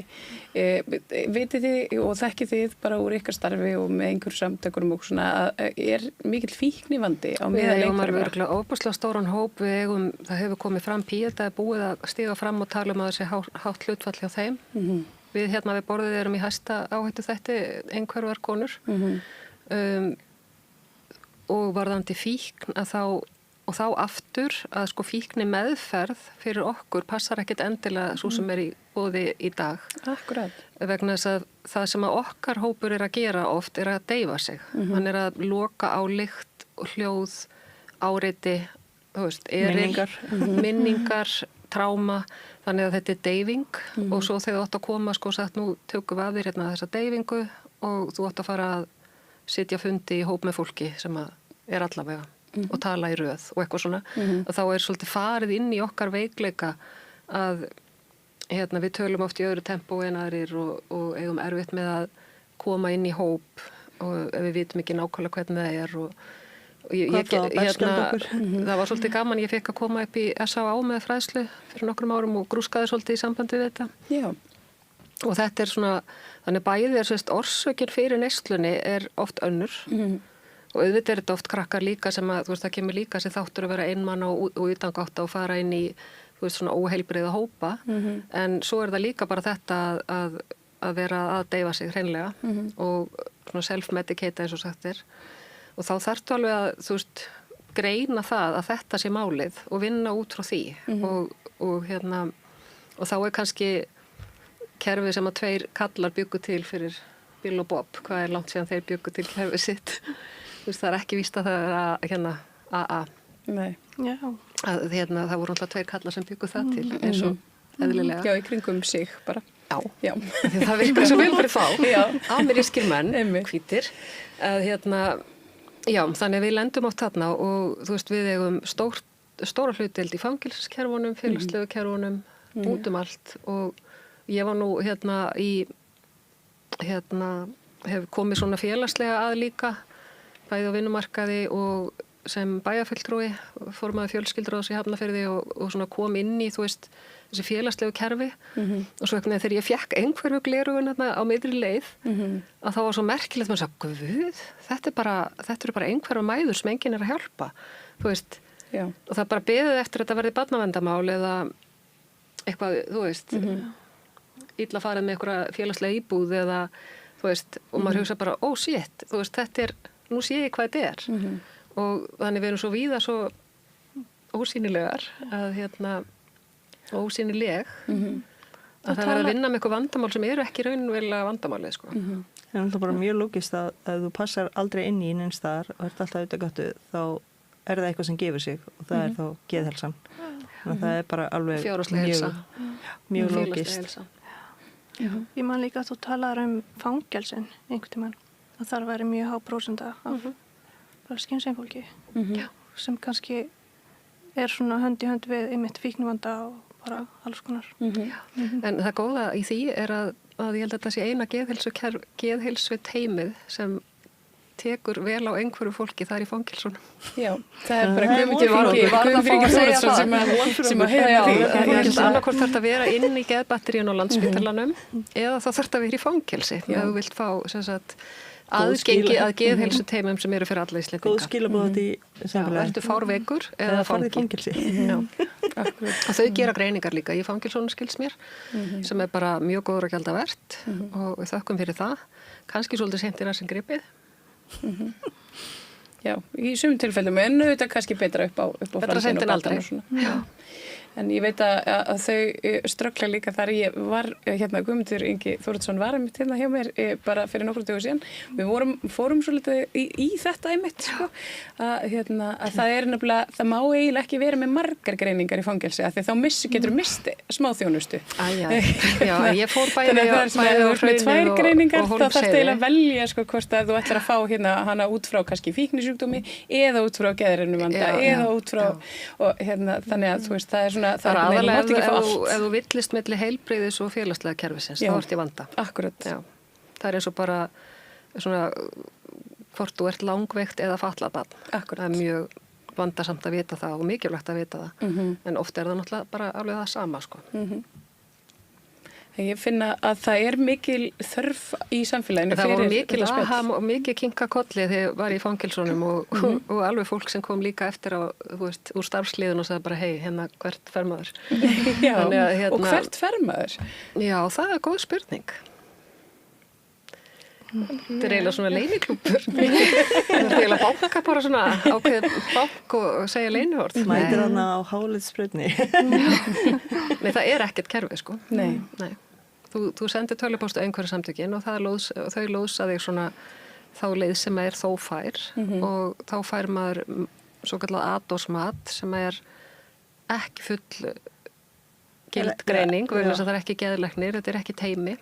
Þú farið að vita, út einhverf, gangið vel. Já, og svo skiptir þið sjálfur sér engum máli hvort þú fáum þessa ECD-greiningu eða ekki, en þess að það er öllum sama, þú getur sýnt þetta ef þú væri með skírtinni, það er alveg sama hvað þú sýnar og fara ekkert fyrir það, ekki félagslega kerfinu, ekki, þú veist, það hefur basically ekkert að segja. Og getur þið einmitt frábending eins og er búið að sýna með geðheilsuteymin, en samt sko getur meira sig orðið til trafalla að vera með. En samt það að fá að vita af hverju maður er eins og maður er og allir hinnir í heiminum eru svona skrýtnir. Það er samt það besta sem ég hef gert. Og flest okkar vilja það, sko, þó maður sé eins og við vorum í raun og veru örugglega allar svolítið búnar að sjá þetta, bara úps, þetta er ég, að þá förum við samt og biðjum staðfestinguna. Að því að það er búið að miskilja okkur þú veist, svo opaslega lengi Ég og man, svona, ég maður er var búin samt- að vera einmitt eins og segir að dett út úr þessum hópi og dett út úr hinum og þá þorir maður ekki að koma og segja bara hei, hérna, núna er ég í þessum hópi maður þarf að fá svona Ég var samt rosalega stressuð. Því ef ég myndi ekki fá einhverju greiningu, hvað væri ég þá? Ég var líka alveg 100% vissum að Ég var myndi alveg fá bara- nei, sko. Og svo er þetta líka bara pappírar upp á, þú veist, af því að mann er ekki trúað, af því að maður lítur ekki út fyrir að vera einhverjur, þá er það líka pappírar til að... Þess maður fær ofta að heyra, þú ert ekki eins og mitt barn. Nei, ég veit, ég er ekki eins og tveggja Frændi minn og son, hann er ekki eins og þú. Ok, ég er ekki hissa. Ég er ekki svona frændins. Það er ótrúlega algengt, sko. Þú ert ekkert eins og litla barn mitt. Já, ég finna það mikið þörf fyrir þetta samtala en ég vil bara endilega fá okkur aftur bara sem fyrst í spjall einhverju, ég held að Við getum skipt inn á líka. Já, skipt inn á mitt mér finnst að við erum með eitthvað og ég held að þetta sé bara svolítið gott og þarft og hér þarf bara einhvert fólk að setjast svolítið við borðið og svona eiginlega bara skóla okkur hinn og líka bara sem stuðningur út í samfélagi fyrir einhvert fólk sem kannski hefur ekki fengið greiningar eða er einhvern veginn svona burðast með sjálft sig. Þetta sé bara einmitt, mikil þörf á. Það er líka samt að er svolítið mikilvægt að sjálfsgreining er alveg mikilvægt, eða alveg jafn sjálfsögð og þú þarft ekki að fá uppáskrifa frá fagmannisku að þú sért einhver, þú veist það sjálfur. Þetta er alþjóðlega vegna þess að þetta er ekki bara á Íslandi sem aðgengi að greiningum er erfitt og þú veist, hjá börnunum er það biðlistefnir, hjá okkur er það bara skortur á kerfi. Ef við getum verið á biðlista, það væri stuð. Ég er með einhverju hittinga til dæmis í HÍ og ég hef haft á því að það sé ekki skilyrða fólk sem er greiningu og ég hef fengið einmitt athugasemdir út á þetta að ég hafi þetta í kynninguna á hittingunum mínum að ég hafi ekki kröfu að fólk sem er einhverju greiningu og ég er bara svona já en Ætlar þú að skoða þetta? En ég er ekki með einmitt bara ef fólk telur sig vera einhvert að það er nóg til þess að ef þú ætlar að fara að skoða greiningana þá þarf þetta eiga pappistætara þá ertu farin að setja upp heilbrigðisstofnun og það er eitt mikilvægasta ég rak sko sjúkraþjálfarstofu og aðalmáli var að eiga pappistætara Já, en mér finnst það svo fyndið út því ég vildi að það veri svona aðgengilegt fyrir alla sem bara telur sig vera einhverfa en sem þegar ég byrja að fá athugasemdir að fólk sé að tala að þetta sé svona fáránlegt að vera með svona þetta sé astnaleg kynning. Er þetta svona eins og allir eru svolítið einhverjir? Já, og ég fekk athugasemdum að sem geti verið að reyna að blekkjast þess kom inn og ég bara það er mikið tekið að reyna að þykjast fyrir einhverjur má hann ekki vera með þá bara það hefur ekki verið vandamál Eyrún er með svona kassa sem hún mátar fólk í þá kemur inn en ég hef ekki lagt í vandræðum við þetta áfundunum samt en mér finnst þetta samt athugaverdar bara athyglisverðar svona athugasemdir þegar ég fæ svona þetta að þetta sé astnaleg kynning að ég þurfa að breyta kynningunni þetta er ekki innan úr okkar samfélagi nei kannski, já, þetta er ekki þetta er svona leyndur draumur hjá fólkinu sem að er að byrja að þessu, það langi að trúða sér inn þetta er svona, en mér finnst þetta samt fyndið gæla sem sagði, haldi bara þetta í partí já, mér finnst þetta bara svona fyndið mér finnst fyndið að fá svona athugasemdir eða skilaboð að hugsanlega eigi að laga kynninguna og ég bara hvernig, þú veist ég skil ekki að, þú veist en við þurfum nefnilega að fá að heyra þetta því við erum svo bókstafleg að það geta alveg vel verið að einhver sko í háskólanum væri alveg bara svona ok, ég veit 99% ég er einhverf hér er einhver hittingar, þú veist þá þarf maður að fá að heyra að þú þarft ekki að vera með formulega greiningu ekki það að hún sé að fara að fletta þig upp ég meina það er ekki hægt lítil hægt á að sé einhver með svona gerfigleru og yfirvarskeggi en ég var aldrei lent vandræða með þetta og mér finnst þetta samt bara svo fyndið þegar ég fekk þessi athugasemd ég bara þetta er bara mjög ég ætla að reyna að gera þetta svona að þetta var aðgengilegt fyrir fólk svo að fólk veit að það sé velkomið þó að það sé ekki með greininguna en telur sig mjög líklega að vera. En til dæmis, þú veist, ef það er fundir fyrir samkynhneigða stúdenta, þarftu þá að vera með greiningu eða? Þú ert að sanna að þú hafi verið. Þú veist, hvernig fer maður að því? Ég veit ekki, þess vegna fannst mér þetta svo fyndi einhvern veginn að fá þetta svona eitthvað og ég bara svona, vissi ekki alveg hvernig ég ætti að bregðast þessu fyrst, ég bara svona, já. Kannski var hann að bjóða upp á greiningur? Já, ég kannski tjekka þessu, en mér fannst þetta svona, þetta kynningin átti að vera svona til að gera þetta aðgengilegt, en já, svona, fær maður til að segja svona bara, já, ok, hvað á maður að gera til þess að sé en já, en það er ekki svona krafa Þetta líka hjá einhverjum samtökunum og hittingunum þar þú veist, formlega greiningar ekki vegna að fólkið sem á erindi það gæti verið sko eins og þú með náttfatadaginn að vera að hugsa sko ég er ekki þú veist, get ekki komið að ég er ekki búin að fara í greiningar þó ég veit þetta en ekkert okkar en mann finnst eins og maður sé að svindla veist, ég mætti að fyrsta hittingi minn þegar ég var á bíl eftir greiningunni og mér fannst ég smá svo vera í mitt. Ég er svona impostor syndrom. Já, svo það er bara heill annar leggur, sko. Það getur verið annar þáttur Það er alveg, sko, fyrstu eftir, sko, ég ætli að segja ekki svona fyrstu 7 ára eftir greiningu sé mestu svona efasemdirnar. Eða þú veist svona, já, aha moment í 2-3 ár og svo er maður alltaf reglulega, kannski er þetta ekki þetta. Það tekur líka langa tíma að koma sér í að fá staðfestingu á þessu að því að maður svona, gæti þetta verið eða er ég bara bulla, þú veist. En já. Eyrún Halla, Guðlaug Svala, Halldóra og Ragnheiður Ösp, takk kærlega fyrir að koma hérna og svona bara spjalla með einhverju á ykkar forsendum. Það er óbúslega mikilvægt. Takk fyrir blásið. Já, takk. Og tók ég við það meira hér handa við auglýsingar. Ég heiti Kristinn Sigmundsson og styð Samstöðina.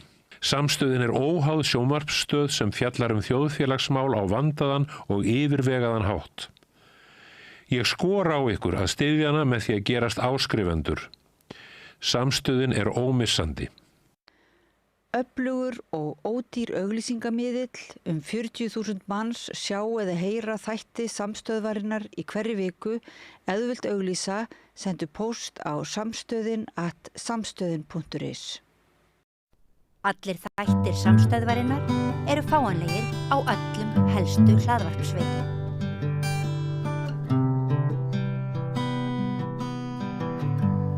Komið sæl. Rauðaborðið heldur áfram hér á Samstöðinni. Til mín er komin Sævar Þór Jónsson, hæstaréttardómari. Velkomin. Já, takk fyrir. Ég las grein eftir því á Vísi. Já. Það sem varst að tala dómara og gervigrind. Þegar ég las hana, þá voru ég að segja, sko, ef að þú ykkur hluta vegna stemdi mér, ég er ekki lögmaður, en ég má vera mig sjálfur, ekki rétt? Jú. Já. Og sko, og ég gæti þá stuðst við gervigrindina sem einstaklingur í vörnum.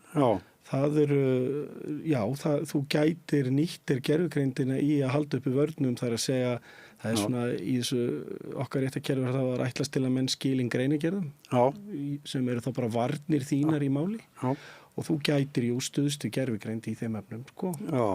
En það er ákveðna áhættufaktorar í því en gervigrindin er bara komið það langt að það væri vel hægt að hugsa sér að það sé staðan, sko. En er þú farin að nýta þér gervigrindin í þinni vinnu?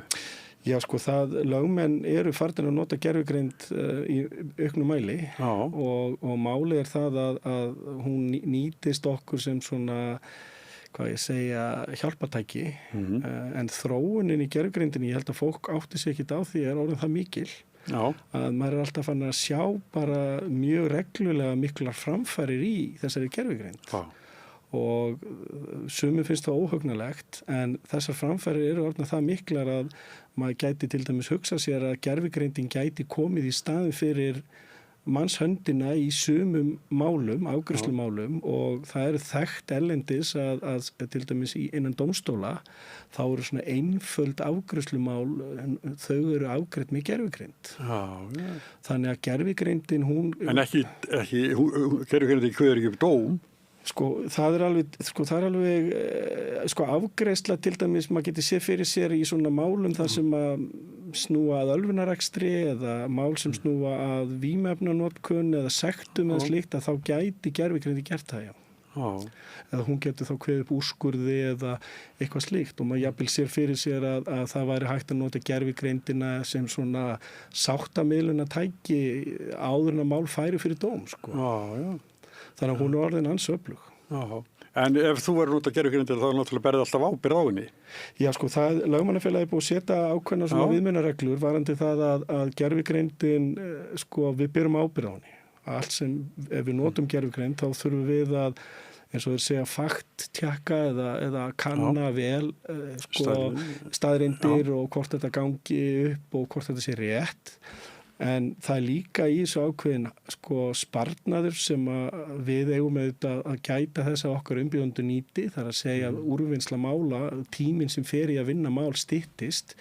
Þannig að það hjálpar líka, ekki bara okkur heldur líka þeim skjólstæðingum sem við erum að vinna fyrir. Þannig en gervigreindin sko, hún er orðin þannig að eins og í þessari grein sem ég er að vitna, þú ert að vitna í, þá er ég sko að velta því fyrir mér hvernig framtíðar sko sýnin verður. Og ég held til dæmis að við erum að reka okkur á það að dómar sem eru kveðnir upp í héraðsdómi, þeim er kannski snúið við í landsrétti, svo er þeim aftur snúið við í hæstarétti.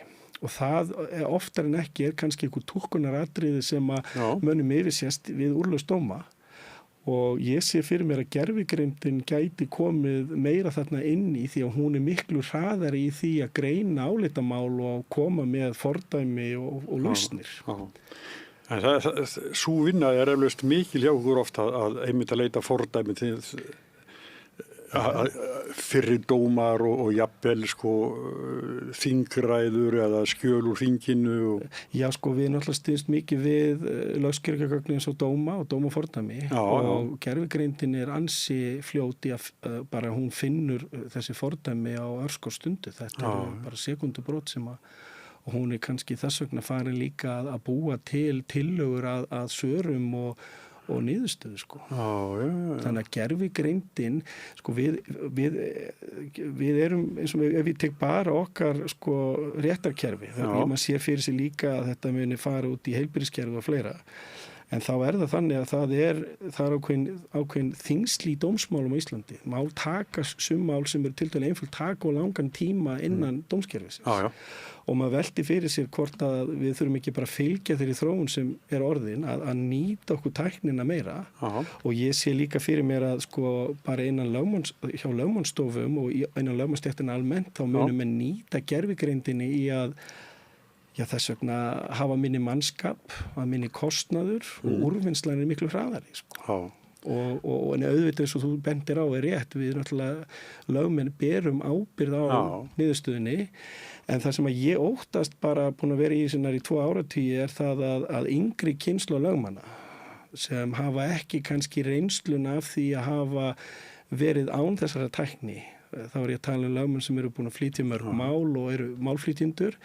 Við erum kannski í þeirri stöðu að við höfum ákveðna reynslu sem yngri lögmenn hafa ekki og þegar að kannski yngri lögmenn sem eru að fara innan þetta svið nýta sér þessa tækni sem er í orðin mjög öflug að þá er hægt á því að það gætu að menn halli sér mikið að tækninni. Þannig að ég er nú líka kannski að segja að hún er góð, hún mun þróast, hún mun taka yfir ákveðin svið innan réttarkerfisins en við þurfum að fara varlega og þá kemur reynsla eldri lögmanna inn í að passa upp á það, sko. Ykkur sem hafið kynst hinnum. Já, og þetta er líka, sko, gervigreindin kemur aldrei í staðin fyrir málflytjendur en hún kemur, sko, hún vinnur þessa grunnvinnu mjög hratt sem þarf til að byrja mál. Og gervigreindin er farin að undirbúa innheimtumál og hún er farin að koma með góð svarbref og ýmislegt. Þannig eins og þú nefnir að einstaklingar gætu nýtt sér það sem vilja verja sig í aukna mæli.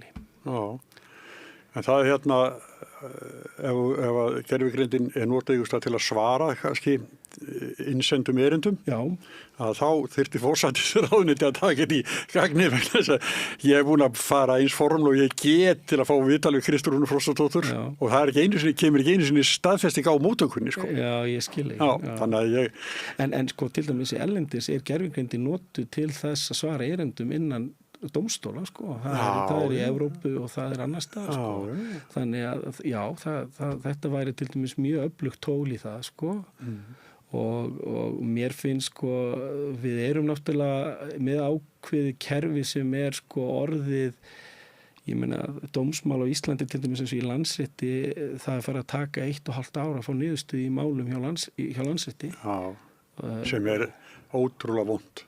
Já, og úrvinnsla bara, það þungmál mörg hver og það málafjöldin hann hefur aukist og ég velti fyrir mér sko hvort að það sé kannski ekki bara komin tími að dómstólar og í réttakerfi nýti sér þessa tækni í úrvinnslu mála sem eru tiltölulega einföld og regluverkið skýrt, þannig að gervigreindin gæti reyna að komast að niðurstöðu tiltölulega fljótt sko.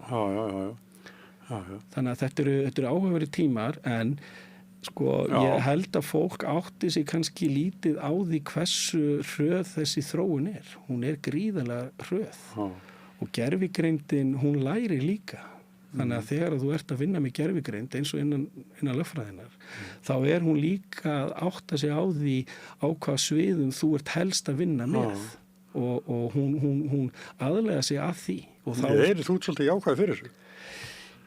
Ég held að ég jákvæður ekki jákvæður, ég náttúrulega sko, ég held bara að maður verður að horfast í augu við eitthvað sem ekki hægt að vinna gegn og jafnvel þó menn settu reglur gervigreind og notkun gervigreindar, þá er ég ekkert sannfærður það að það muni sko hafa mikil áhrif sko. Þetta er rosalega hröð þróun og þetta er ekki bara innan lögfræðinar, þetta er líka innan held í heilbrigðisgeirans og þetta er á fleiri sviðum og við erum að horfa á það sko að til dæmis að reka lögmannsstofu er frekar dýrt, þetta er dýr mannafli og ég held að gervigreindin muni þetta koma í auknum mæli inn í rekstur á lögmannsstofum sem verður þá til þess að það verður minni þörf á fólki, eða það er að segja ekki alfarið en að einhverju leiti, þannig að það verða breytingar. Ef þú biður gervigreindin eitthvað og svo skilar hún bara strax, en þú náttúrulega þekkir alltaf eitthvað til málana, þú þekkir lögin sem þannig að þá ertu fljótur að lesa yfir það sem hún gerir. Er það ekki þannig? Já, sko, ég er fljótur til dæmis ef þetta er á réttasviðum sem að ég þekki vel til, þá er ég fljótur að átta mig á því hvar villurnar eru og hvar hlutirnir eru í lagi, þannig að ég er þá fljótur að leiðrétta en enga síður þá hjálpar gervigreindin það mikið þegar hún stillir upp einhverju niðurstöðu, þá get ég nýtt punktana úr því ef ég tel það að vera rétt og svo eru náttúrulega alls konar leitavélar og ég veit ekki hvort að fólk hafi átt að segja á því en gervigreind til dæmis sem Google hefur upp á að bjóða í dag, hún er ansi öflug og hún er öflug á flestum sviðum. Það er alveg ótrúlegur hraði sem er komin í þá þróun. Sko. Mjög. Þannig að, og meiri að segja sko, maður getur orðið gert rekstrar áætlanir sko, í gervigreindinni, hún leitar að upplýsingum þig, hún leitar upplýsingum til stofuna þína og rekstratölur og fleira og hún kemur með svona grundigt niðurstöð og segir, þetta er staðan í dag og þetta er það sem átt að gera og ég hef til dæmis leikið mér svolítið með gervigreindina eins og bara gera rekstraráætlanir eða beðið gervigreindina áætla fyrir mig sko líkindi á ákveðnum aðstæðum og hvaðina og hún kemur alltaf með svör. En hvernig þá með persónuverndina?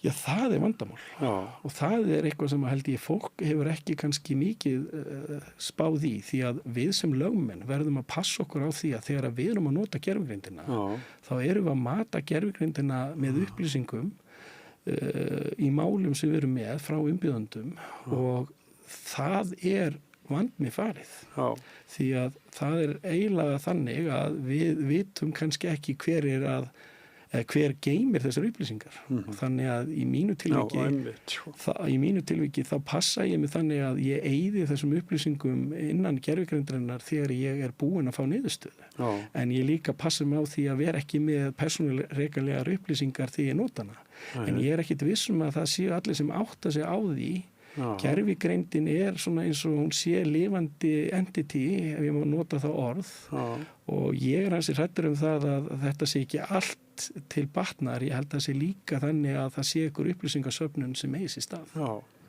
Þannig að þetta getur svo nýst víðarheldur dómstólum segjum bara að einhverju manni illa við mig og finnst ég hafa hallað mikið á sjálfstæðisflokkinni sko, þá getur hann bara fengið það bara strax. Já, hann getur mata gervigreindina bara sagt nafnið þitt og fjallað þínar pólitísku skoðanir og fengi gervigreindina til að greina þig sko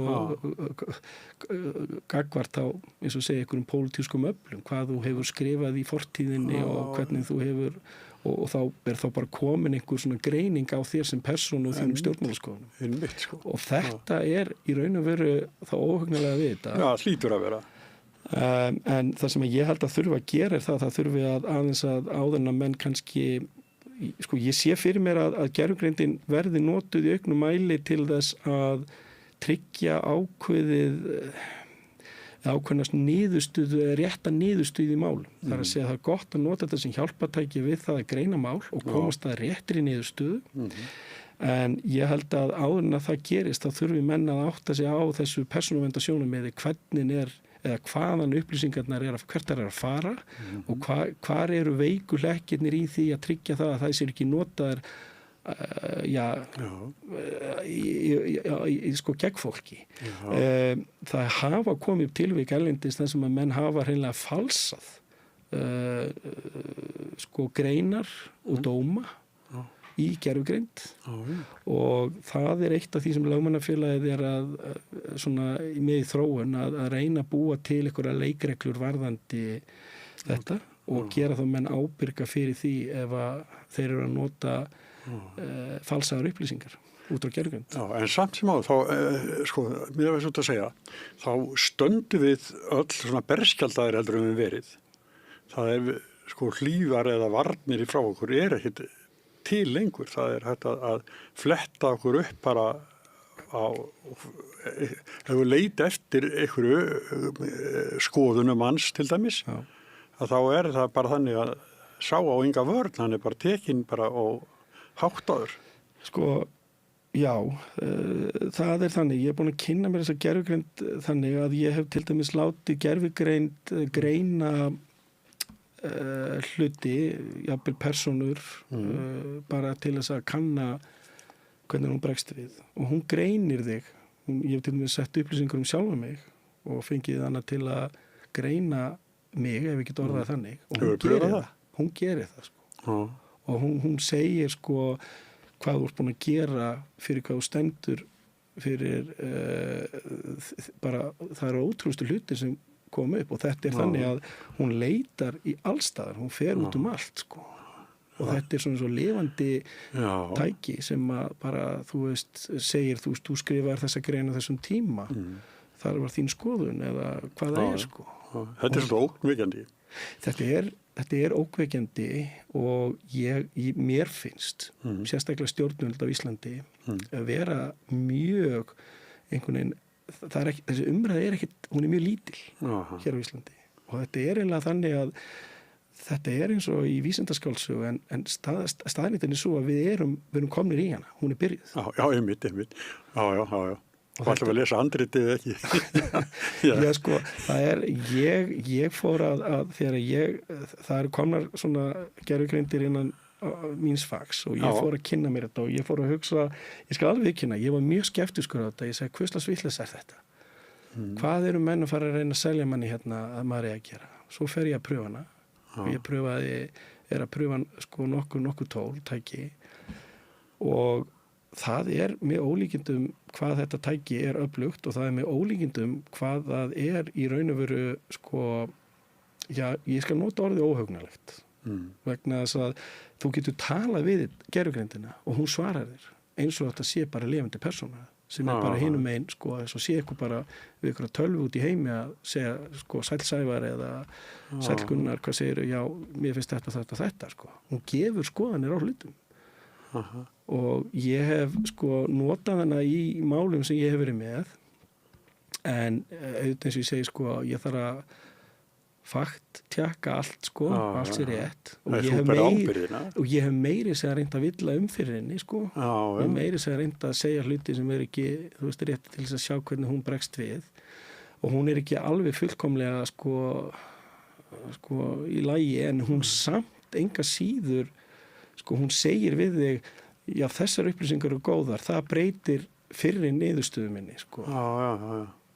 Og svo spyr hún þig líka, hún spyr þig, viltu að ég afli frekar upplýsingu þetta tiltekna atriði, viltu að ég stilli upp svarbréfi við þessu. Þannig að ég held sko, og ég held að við eigum til dæmis innan menntakerfisins, þá held ég að sko, ég hef heyrt það til dæmis frá kennurum sem eru að kenna við háskóla, að þetta orðið stór vandamál. Nemendur eru farin að nota gervigreindina mjög mikið og hún farin að sko vera vandamál innan háskólasamfélagsins. Já. Þannig að og við erum sko á sama tíma og það gerist, þá eru, og þetta bara mitt persónulega mat, þá eru kröfur til nemenda í menntakerfinu lakar en þar hafi verið og á móti kemur þá þessi tækni komin, þannig að það spurningin sko hversu mikið fólk með sko svona hvað ég segja rökhugsun fyrir hlutunum eða lætur það bara gervigreindin þetta sko og það það sem ég til dæmis óttast líka innan minnastjættar það að yngri lögmenn eða lögfræðingar fari bara treyst og mikið á tæknina og eigin rökhugsun viki. Já, sem náttúrulega alveg galið. Sem bara mjög líklegt að gerist. Já, hérna mér dætti þú að tala svona með að nemendur að láta gervigrindina fyrir sig. Þá var þegar ég var í stýrimannskólanum og þá voru nokkrir í bekknum sem voru ekki mjög góður í íslensku. Þá pössuðu okkur að fara þannig á borðinn að þeir sæju mig alltaf sko. Og ef það var 1 enn til dæmis, þá setti ég 1 putta út fyrir borðbrúnina. Það voru 2 að setja inn og ef það var uppsulón, þá var þetta merki. Og allir tóðust íslensku prófið. Já. Þetta var nú bara svona stíl sko. Þakk sé þér. En auðvitað erum við sko, kannski erum við bara löt uppi höfum mannskepna sko. Við reynum að fara alltaf styrstu leiðina sko. En eins og ég segi í þessari grein sem ég skrifa gervigreindina, þá segi ég sko, það er kannski inngangspunkturinn. Við erum að nota hana til að vera nákvæmari, hjálpa okkur að vera nákvæmari. Þá er ég ekki að segja að treystin alveg í blindni, bara að vera nákvæmari. Og við eigum að reyna að létta á okkar nú þegar sko þunga kerfi sem í dómstólum til að afgreiða mál sem hægt að afgreiða með tiltölulega einföldum hætti. Við eigum til dæmis ekki að vera eldast við all þessi umferðilega brot þar sem að menn þurfa að mæta fyrir dómara eða taka tíma dómstól út af fíkniefnabrotum og þess aftar. Það má breyta þessu systemi og gera þetta einfaldar og skilvirkar og þar kemur þessi tækni inn. Ég myndi treysta inn í það að einhverju leyti. Og ef menn eru ekki sáttir við þá niðurstöðu þá geta menn, þá væri bara búið að semja eitthvað þannig kerfi að menn gæti þá komið athugasemdir en enga síður þessi tækni fyrir hendi, hún er fullkomin þarna en svo hefur hún ekki þessa getu það sem að það er svo kallað hérna í okkar réttafari að það er sko frjáls sönnunarmat, þar sem dómarinn bara horfir á vitni og fólk og metur líka svona bara hvað honum finnst trúverðugt sko. Það skiptir máli og það er gervigreindin ekki að fara að taka sko yfir, ekki næstu framtíð held ég sko. En þetta eru mikla breytingar sem eru framöndan og byrjaðar sumstaðar eða ekki? Jú, ég held að sko rekstramódel til dæmis bara í okkar réttakerfi verði þannig að við erum alltaf svolítið eftir á Íslendingar eins og þú veist. Við erum alltaf einhverjum áratugum eftir á. En ég held að það væri þannig að þetta muni breyta landslæginu algjörlega bara við rekstur á dómstólum, lögmannsstofum, í stjórnsýslunni. Ég meina stjórnsýslan er með mál sem eru frekar þung og það var hægt að nota gervigreindina í það sko. Já, þurfi ekki alltaf vera að googla hvert atriði? Jú, sko, svo er þetta náttúrulega líka spurningin sko, hvernig samfélag viljum við? Ég meina ef við öllum bara styðast við það að þetta sé allt bara í gegnum einhvern skjá og við erum bara að afgreiða mál bara í gegnum skjá og þetta persónulega touch eins og við þekkjum, það er farið, hvernig samfélag er þetta?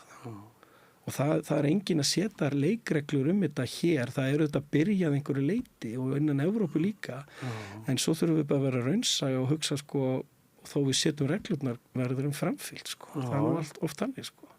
En ég held að ef við horfum þetta svona bara almennt að þá er gervigreindin að verða þannig að við sem einstaklingar munum einangrast alveg gríðarlega mikið af því að við munum alltaf styðja okkur svolítið mikið við þessa gervigreind sko. Félagslegi þátturinn er alltaf að fara meir og meir út. Ég meina, þú fer ekki í útibú lengur í dag sko. Ég fór allt með móðum minni hérna í gamla daga í útibú í banka og það voru svona fólk var að tala saman og þekkti hvort annað. Í dag er þetta bara allt komið í tölvuna og svo mun gervigreindin alveg taka það yfir bara að þú sækir lán eða ert í samskiptum og þá einmitt komið við að þessu með upplýsingasöfnunina því að þá getur gervigreindin kannski hugsanlega einhverju leyti hafnað einhverju beiðni á grundvelli þess að það er einhverju upplýsingar sem hún er búin að safna þig sem kannski... En er það ekki Kreditinfo búið að vera mörg ár? Jú, Kreditinfo er náttúrulega stærsti gagnabanki þína fjárhagslegu sögu og meira. Ég meina það er ekki bara fjárhagsleg saga sem þeir safna þetta fullt af upplýsingum hvort þú sést búin að vera einhverjum dómsmálum og fleira. En sem mega er bara keima það út í það óendalega? Nei, þeir mega það nú reyndar ekki, en þeir eru að vinna, þegar starfsleyfi er útgefið af persónuvernd, og þar eru ákveðna reglur varðandi vistun upplýsinga. En ég sé til dæmis fyrir mér að næsta skref hjá þessum gagnaböngum eins og Kreditinfo, það er það að þeir selji bara upplýsingar. Þú veist, inn í einhver svona apparat eins og gervigreind. Þannig að hver veit. En það, en hann náttúrulega má ekki geyma í áratugi fjárhagsupplýsingar einhvern einstakling sem að gerist kannski verið 20-25 ára. Nei, en við veitum náttúrulega ekkert hvað gervigreindin getur gert. Já, ég segi það. Þá er það kannski svona til að raska einhver jafnvægi sem hefur verið eða hvernig orða það. Já, til dæmis bara sem dæmi, þó að Kreditinfo eyði upplýsingum og það með ekki nota þær, eins og til dæmis bankarnir mega ekki geyma upplýsingar eða nota upplýsingar í ákveðin tíma, þá gæti hugsanlega gervigreindin vistað einhverju upplýsingar sem enginn heldur utanum og það gæti nota gegn þeir þú veist þetta apparat er bara orðið þannig Þetta er ekki bara skoðanir okkar, heldur gjörðir okkar líka það er bara þannig og ég menna ef ykkur til dæmis skrifar því einhver komment eða nýðgrein eða hvað það er þá er þetta komið í kosmosið og gervigreindin pekar það upp og kannski ert að fara í atvinnuviðtal eða hvað maður veit hvað og það er bara yfirmaðurinn fyrir inn í gervigreindin og segir getur þú sagt mér eitthvað þennan einstakling hérna, hvernig maður er hann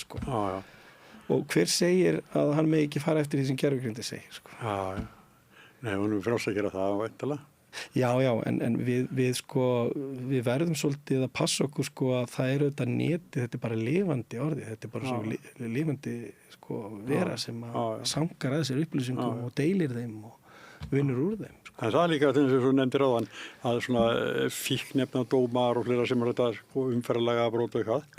En svo er ég kannski alltaf að fara að ráða einhvern í vinnu og heyrðu þetta er hassfíkill maður, ég gerir það ekki. Já, einmitt. Það er kannski 20 ára gamall.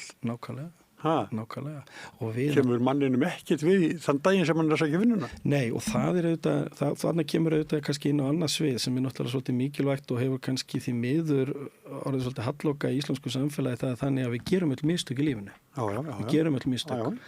Og við erum nú kristið samfélagi að vera og við erum að fyrirgefa og gefa fólki tækifæri og það hefur nú stundum ekki alveg farið mikið fyrir því undanfarið og það er mjög mikilvægt að átta sig á því að þegar það er að vera að safna upplýsingum fólk hversu gamlar þessu upplýsingar eru og í hvað tilgangi verður að nota þér og það maður sér alveg fyrir sér þó ég get ekki fullyrt að gervigreindin gæti misnotað svona upplýsingar einhver leiti það eru til dæmis, ég veit til dæmis lögmenn, bara segja þessum dæmi sem eru að hætta lögmennsku til þess að fara að í forritun með gervigreind á alls konar sviðum gervigreindin er farin að forrita hún er farin að taka yfir störf til dæmis forritara og mörg fyrirtæki til dæmis út í hennum stóra heimi eru farin að segja fólki út af því að gervigreindin er tekin við Þú veist, þannig að þetta er ótrúlegt batteri og þú getur þess vegna bara beðið gervigreindin að safna upplýsingum hinn og þessa og hvaðina það er ekkert henni óviðkomið, ekki neitt. Nei, þetta er ókvæðilegt, sumt að sumt. Já, þetta er það og við verðum eiginlega svolítið að fara að vakna og átta okkur á staðreyndum hvað þetta varar, því að við verum líka átt okkur á því sko að hvernig samfélag viljum við búa í. Viljum við búa í þessum mannlega samfélag þar sem að við erum í samskiptum og tökumst á, eða viljum við búa í samfélagi þar sem að við hittumst eða aldrei og erum með eitthvað tækni sem tekur af okkur ekki bara störfin heldur líka bara viðkynninguna. Já. En við ráðum því vantarlega lítið sko. Því miður líklega, en við gætum allan að sko mótspyrnan, það sem við gætum gert það og það sem að mér finnst að við þurfum að sætta okkur við að hún komin til að vera, en við þurfum að þá að nýta hana að einhverju leiti til þess að byggja og gera hlutina auðveldari og betri og nákvæmari. Ég meina, ég sé fyrir mér að innan réttafærslukerfisins það væri hægt að afgreiða mál fyrir og það væri hægt að vera nákvæmari og allt það sko, en ég get og líka setja þá bara einhverja reglur og segja sko, þessar upplýsingar sem fara hér inn, þeir sem setja þar, þeir eru ábyrgir fyrir þeim og það þarf að gera þetta og þetta og þetta. Hvort það sé hægt, það veit ég ekki, það verður einhver annar að svara sko. Það vantar semst að umgjörna hvað má og hvernig má nota það. Heyrðu Sævar Þór Jónsson, takk kærlega fyrir spjallið. Takk fyrir að bjóða mér. Og Rauðaborðið heldur áfram eftir eitt augnablik. Við lifum á tímum þegar þörfin fyrir opna og gagnrýna umræðu brýnni en nokkru sinni fyrr. Ég heiti Ólína Kjerúlf Þorvarðardóttir og ég styð og vel samstöðina, sjálfstæðan og óháðan fjölmiðil. Alþýðufélagið eigandi samstöðvarinnar. Markmið félagsins að auðga og bæta umræðu í samfélaginu. Allir geta gengið í Alþýðufélagið með því að skrá sig fyrir áskrift að samstöðinni. Samstöðin.is. Gerist áskrifendur á samstöðinni og taki þátt í að byggja upp öfluga og róttæka samfélagsumræðu.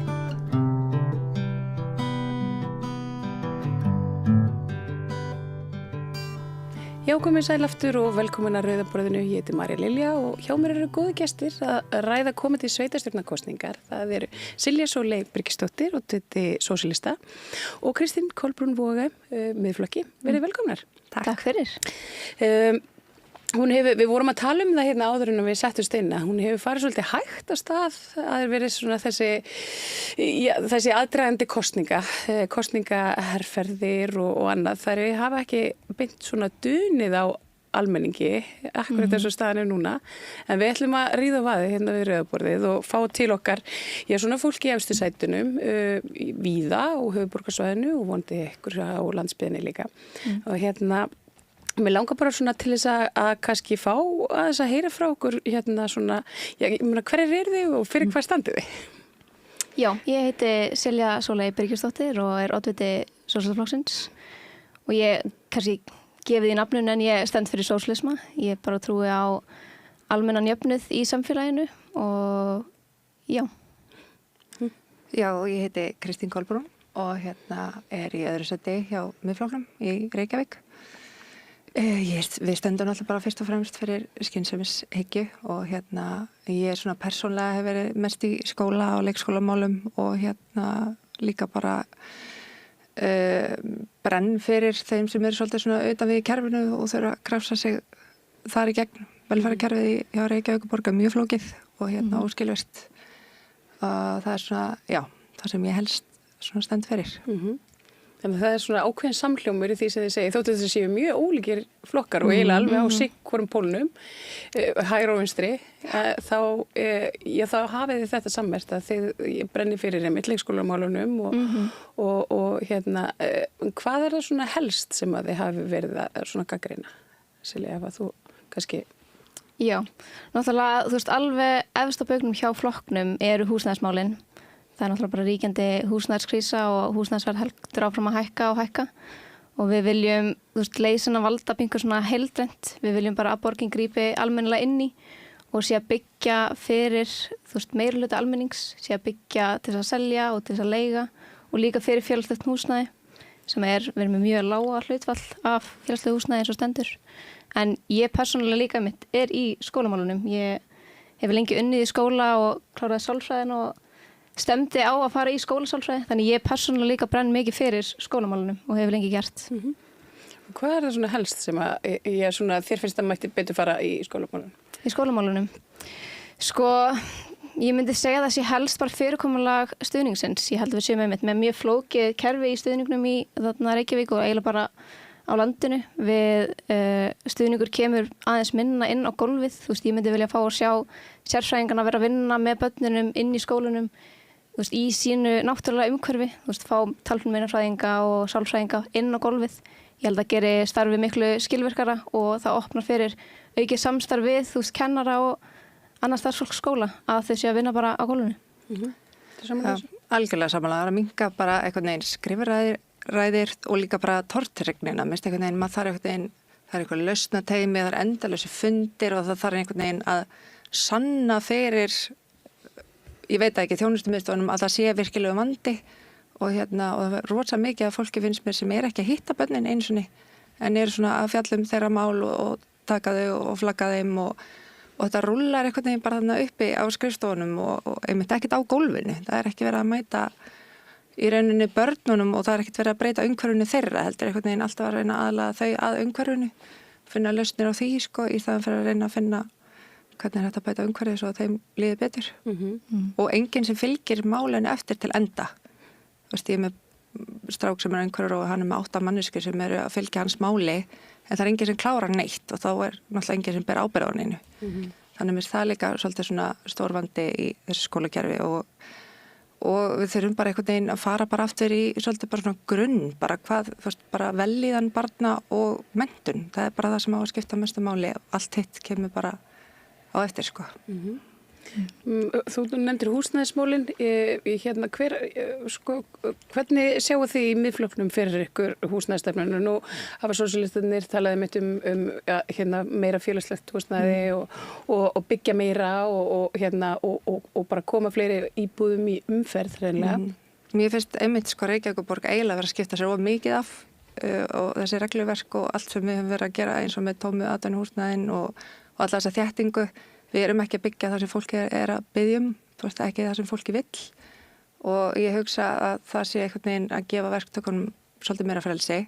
Auðvitað þurfum við að hafa félagslegt húsnæði, það er alveg bara mikilvægt en mér finnst einhvern veginn að Reykjavíkurborg eigi ekki að vera svona rosalega onni í hálsmálum hjá verktökum með það hvers konar hús eru byggð af því að þeir þurfa líka bara annað eftirspurn. Við getum ekki verið með hálftóm hús hérna á Stangley sem enginn hefur efna á að kaupa.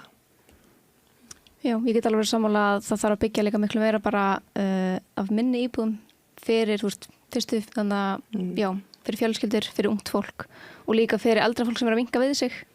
En ég held að það sé einmitt borgin sem þarf að skilgreina þennan ramma. Þú veist, það hefur trekk þegar að það er verið að byggja og verktakataka við. Það er mjög oft sem að það er breytt skilmálunum og verið að byggja húsnæði sem að munir seljast á hærra verði en ekki það sem að grunnþörfin liggur af því það er ekki jafn hagstætt. Ásakið?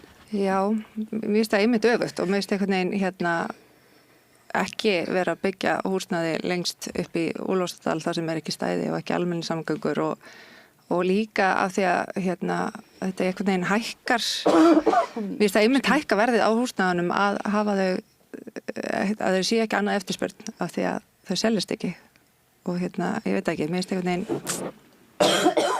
ég veit ekki, ég vil sjá mér finnst alltaf fólki kringum mig laðast miklu frekar að eins og þessum gömlu húsum í hlíðunum þar sem eru litli kjallarar og reisíbúðir og einhvern veginn svona meiri sjarmi en þú veist í dag mætti ekkert byggja þetta út af regluverki þú veist það er ekki ég hugsa að byggingaverktakar myndu velja annað eftirspurn einmitt eftir litlum og ódýrum íbúðum fyrir fólk eins og fyrstu kaupendur miklu frekar en lúxusíbúður sem enginn er að kaupa. Já, ég er bara ósammála, ég held að borgin geti líka séð þá umgjörð. Ég held að borgin sé líka ekki að veita, þau vilja ekki heldur að sé vera að byggja lúxusíbúður. Ég held að það sé ekki þeirra forgangsröðun. Nei, það verður samt vera einhvern veginn það sem er að gerast akkurat núna. Já, kannski að svona öðru afsakið. Ég fekk hérna hóstakast í hérna miðursamtali. Það getur allt gerst, en það eru flýri mál sem hafa svona verið í deglunni. Það eru svona, það eru auðvitað náttúruverndarmálin og það eru svona sorphirða og alls konar svona litlir núansar. Það eru göturnar og menguninn og þetta. Er þetta eitthvað svona sem að þið sjáu fyrir ykkur að geta sett ykkur svona sérstakar áherslur á? Já, það er náttúrulega bara sinni þessari grunnþjónustu, það þarf að heyrða upp sorp og það þarf að sópa götur og það hefur bara ekki verið gert í nógu miklu magni. Ef það er hægt í öðrum sveitarfélögum þá það nú vera hægt í borginni. Þannig að við tölum bara gamla slagvarðið Fögutorg og Hraunborg. Já. Ég held að vandi líka bara að megni af þessari þjónustu hefur verið útvistað. Já. Þarna, vegarhreinsunin hefur verið útvistuð og það er líka verið að útvista bara götur og garðyrkjuninni. Þetta kerfi var miklu betra þegar að borgin var að sinna þessu og var með fólk í bara fullu starfi að sinna þessu. En núna eru við bara með verktaka sem er að sinna þessari þjónustu. Sem er að sinna þessari þjónustu og það var bara svona tengilegur inn í borgina. Og ég held að sé mikið fyrir eina mannesku að vera bara þessi tengilegur. Við viljum frekar að sé bara teymi sem vinnur fyrir borgina sem er að passa að það sé verið að sinna þessari þjónustu. Og ég held að myndi líka gera það verkum að það væri gripið inn miklu fyrr. Það gerist allt og oft að það er gripið inn, þegar það er orðið allt og hált, þegar það er orðið bara svifryksmengun og þegar þetta er komið á frekar hátt stig. En ef það er fólk að vinna bara í þessu sem sitt starf. Já, bara innan borgarinnar. Já, bara innan borgarinnar. Þá er hægt að passa upp á þetta eins og í gamla daga þá var svona eftirlit, verið að kanna hvar þurft að bæta og hvar þurft að hreinsa og salta fyrirfram. En eins og núna í vetur er búin að vera alveg bara fram að febrúar, eiginlega engin snjór. Eigum við þá að vera fjárfesta í snjómóksuspilum og hafa fólk í vinnu sem er bara að vinna við þetta ef það kemur síðan ekki snjór. Þá er það bara í önnu verkefni. Fólki sem er að sinna snjómóksturnum getur líka alveg eins verið að sinna að keyra með rykkbindingarefnið. Það er hægt að útlista verkefnunum heilsamt fyrir bara vegakerfið, hvort sem það sé hreinsun eða snjómókstur. Það þarf ekki að vera sérstaklega snjómókstur og sérstaklega hreinsun. Það getur verið bara bæði.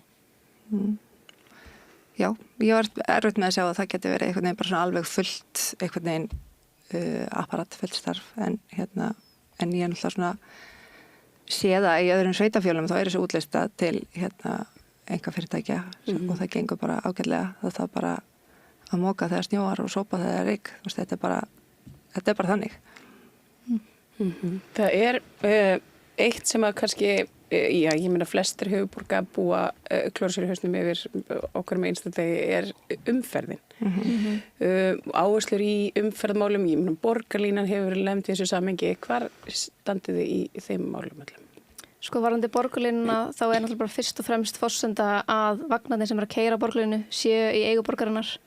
Það er náttúrulega það að vera með sér akrein og vera með þetta hraðvagnakerfi mun skila sér í bara betra umferðarflæði og það verður þá kostur fyrir fleiri að nota almenningssamgöngur og ég held að fókusin þarf að vera þar en það þarf að vera á réttu forsendunum og þetta verkefni er búið að taka allt á langan tíma, búið að fara í allt og mikið af svona endurskoðun og ég held að sé bara komin tími til þess að komin tími til þess að virka þetta en við þurfum þá að efla almenningssamgöngur á móti þannig að það sé kostur. Strætó er allt og dýr fyrir fólk til þess að bara hoppa í strætó. Það er eiginlega bara fólk sem nota strætó á hverjum eins og degi allir sína ferðir sem að kýsa að gera þetta.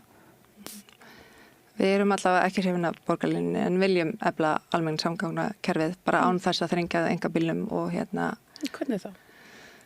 Í rauninni bara ekki það er að hafa eitthvað svona lítið hraðvagnakerfi þar sem að komi litli vagnar með stuttu millibili og það þarf ekki að gera það þarf ekki að gera sér akreinar til hliðar ekki í miðjunni og ekki að fækka akreinum fyrir bíla.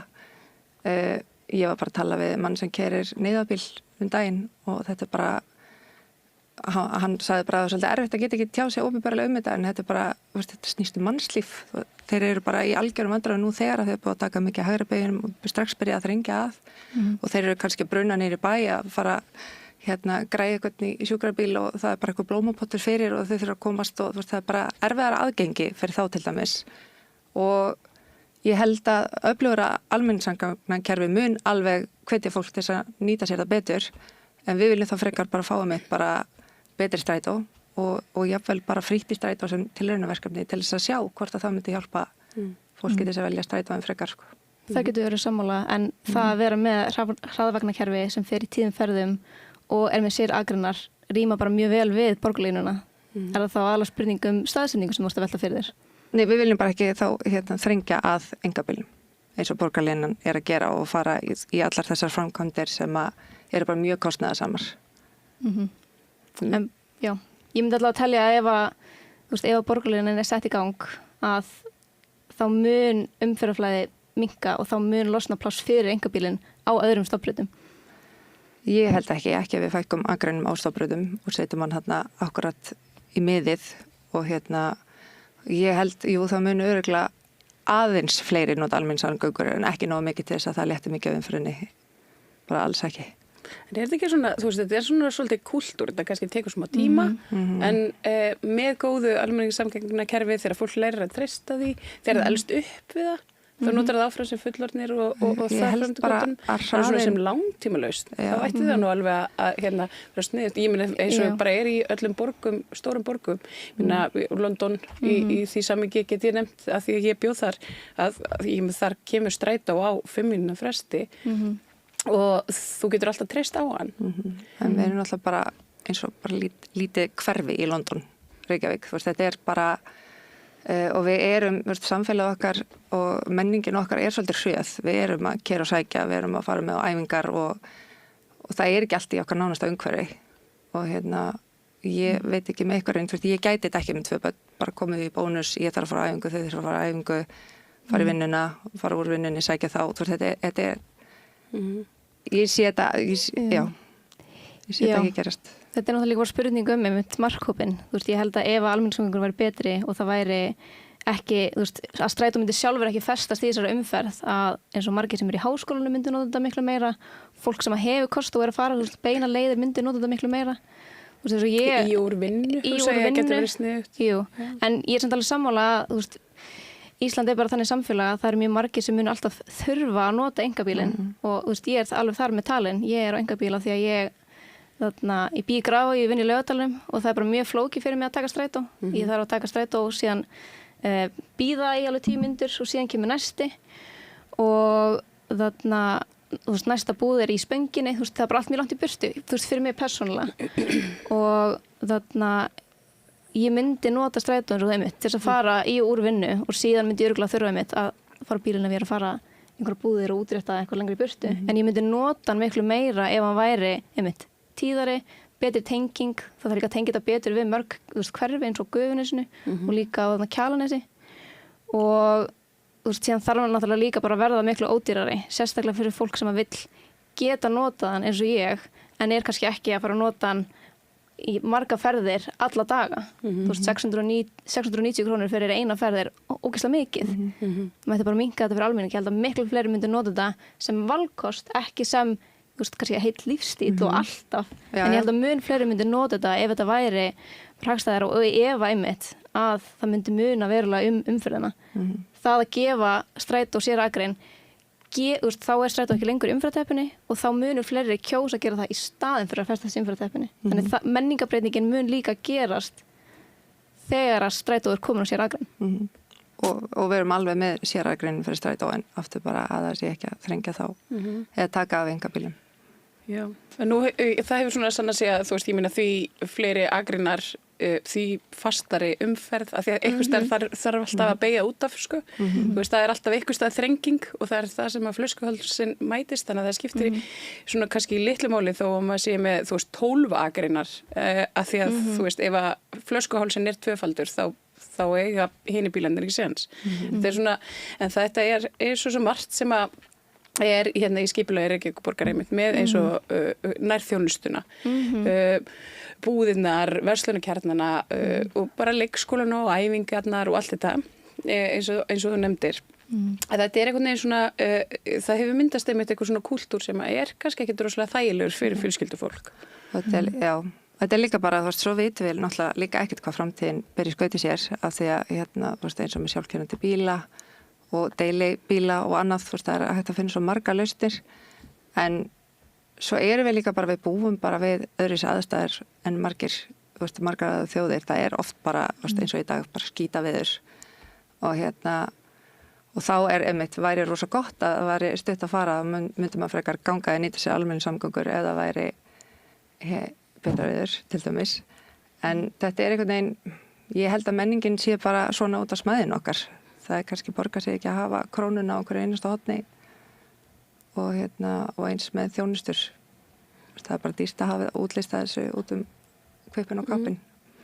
En hvernig, þú veist, myndið þið kannski þá frekar skoða bara hvað með svona smá vöruverslanir, svona einyrkja eins og maður sér við annar staðar. Það eru, þú veist, það eru sjoppur og litla kjörbúðir og það eru kaupmaðurinn á horninu bara og þú veist, það eru litla tannlæknastofur og það eru, þú veist, miklu frekar heldur en kannski Krónan. Já. En það er bara jákvætt. Þannig erum við kannski komin í kannski eitthvað svona sem að borgin hefur ekkert endilega mikið með það að segja en ég meina það alltaf hægt að svona greiða leið smerri verslana og svona einirskæmitt í útkvörunum til þess að við erum með mjög mikið ónýttu atvinnuhúsnæði sem verðist eitthvað neginn bara ekki leiðast út þannig að Ég held að það sé líka bara mikilvægt að þú veist tengja strætó við staðsetninguna á þessum grunnþjónustum og þú veist við Sósíalistaflokkurinn viljum líka leggja til að allavega sem tilraunaverkefni að athuga hvort það sé fengur í því að stofna borgarbúðir á þessum hverfum þar sem það er smá svona eyðibýli og langt í þjónustu eins og þú veist náttúrulega stúdendahverfunum til að taka dæmi að sjá bara hvort það sé hægt að vera líka með óhagnadrifna bara borgarbúðir þannig að þú veist þjónustan er alltaf að fara lengur og lengur í burtu við sjáum þetta að kaupmaðurinn á horninu og litla talningarstofan er alltaf færast nær og nær bara svona verslan á kjörnum eins og í Skeifunni og í Spönginni og þá er bara spurning þú veist hvort að borgin byrji bara sjálf að reyna að skapa þessa menningu að hafa þjónustuna nær og tengja strætó þar við Hvað finnst þér þetta?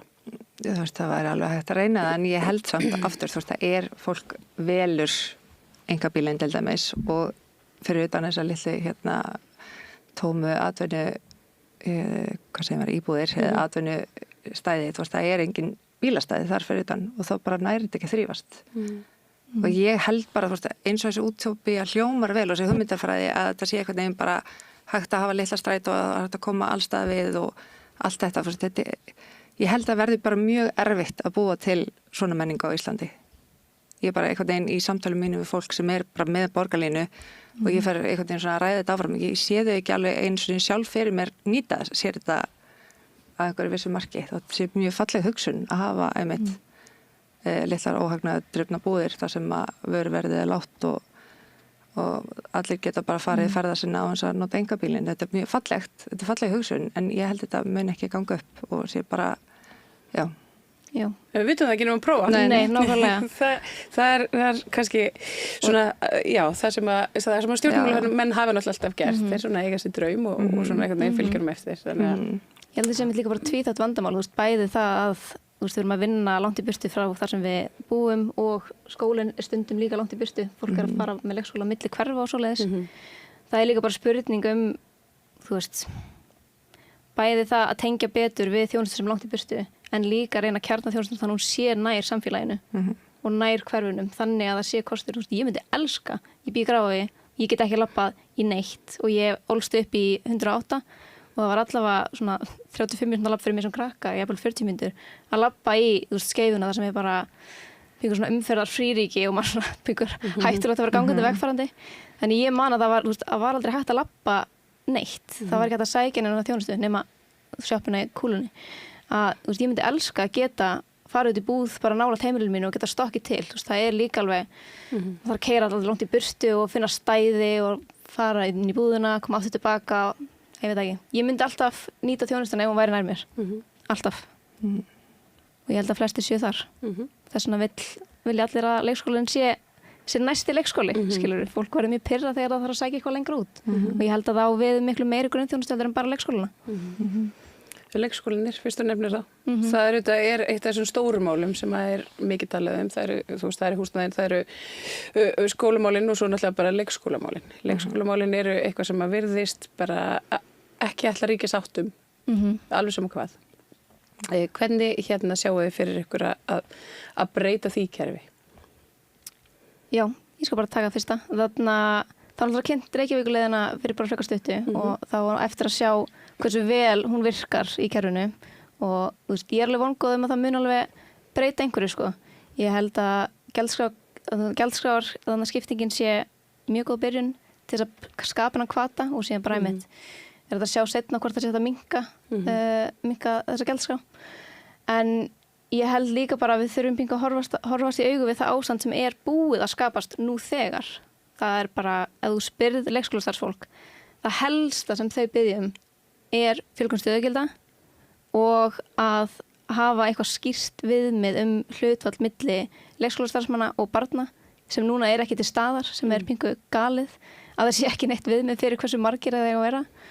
Og ég held að við eigum að efla það fólk sem nú þegar í kerfinu. Starfsmannaveltan ógeðslega mikil, sérstaklega meðal ófaglærðra, og ég held að bæði með því að fjölga stöðugildum skapa aðeins meira sveigjanleika hjá leikskólastjórum í að vera ráða á mannins og stöður, af því ég held að líka með við gjaldskrárskiptingarnar það mun eflaust vera munur milli leikskóla í ákveðnum hverfum hvort að börnin þurfa ennþá að nota allir þessa þjónustu eða hvort það sé hægt að meirihluti foreldra geti verið bara með skertan dagvist, að við þurfum að skapa þetta rými þannig að það sé hægt að vera með fulla mönnun alltaf og líka bara að efla leikskólastarfsfólkið, sérstaklega það ófaglærða. Þar bara mjög mörg tækifæri í að skapa hvata til þess að fleiri sækist í leikskólakennaranámið. Þannig ég held að við eigum alveg að fókusa þar sko. Já, þetta náttúrulega bara vandi sem búin að fá að vaksa allt og lengi og Reykjavíkurleiðin svona ágætis plástur á eitt af einhverjum smá, mjög kannski laga eitthvað pínu lítið, en ég held að sé ekki nógu mikill hvati til þess að fólk sé að stytta vistun eða skrá, ég held fyrir suma hópa þá þetta bara ekki nógu háð fjárhæð, þannig að þetta skiptir máli.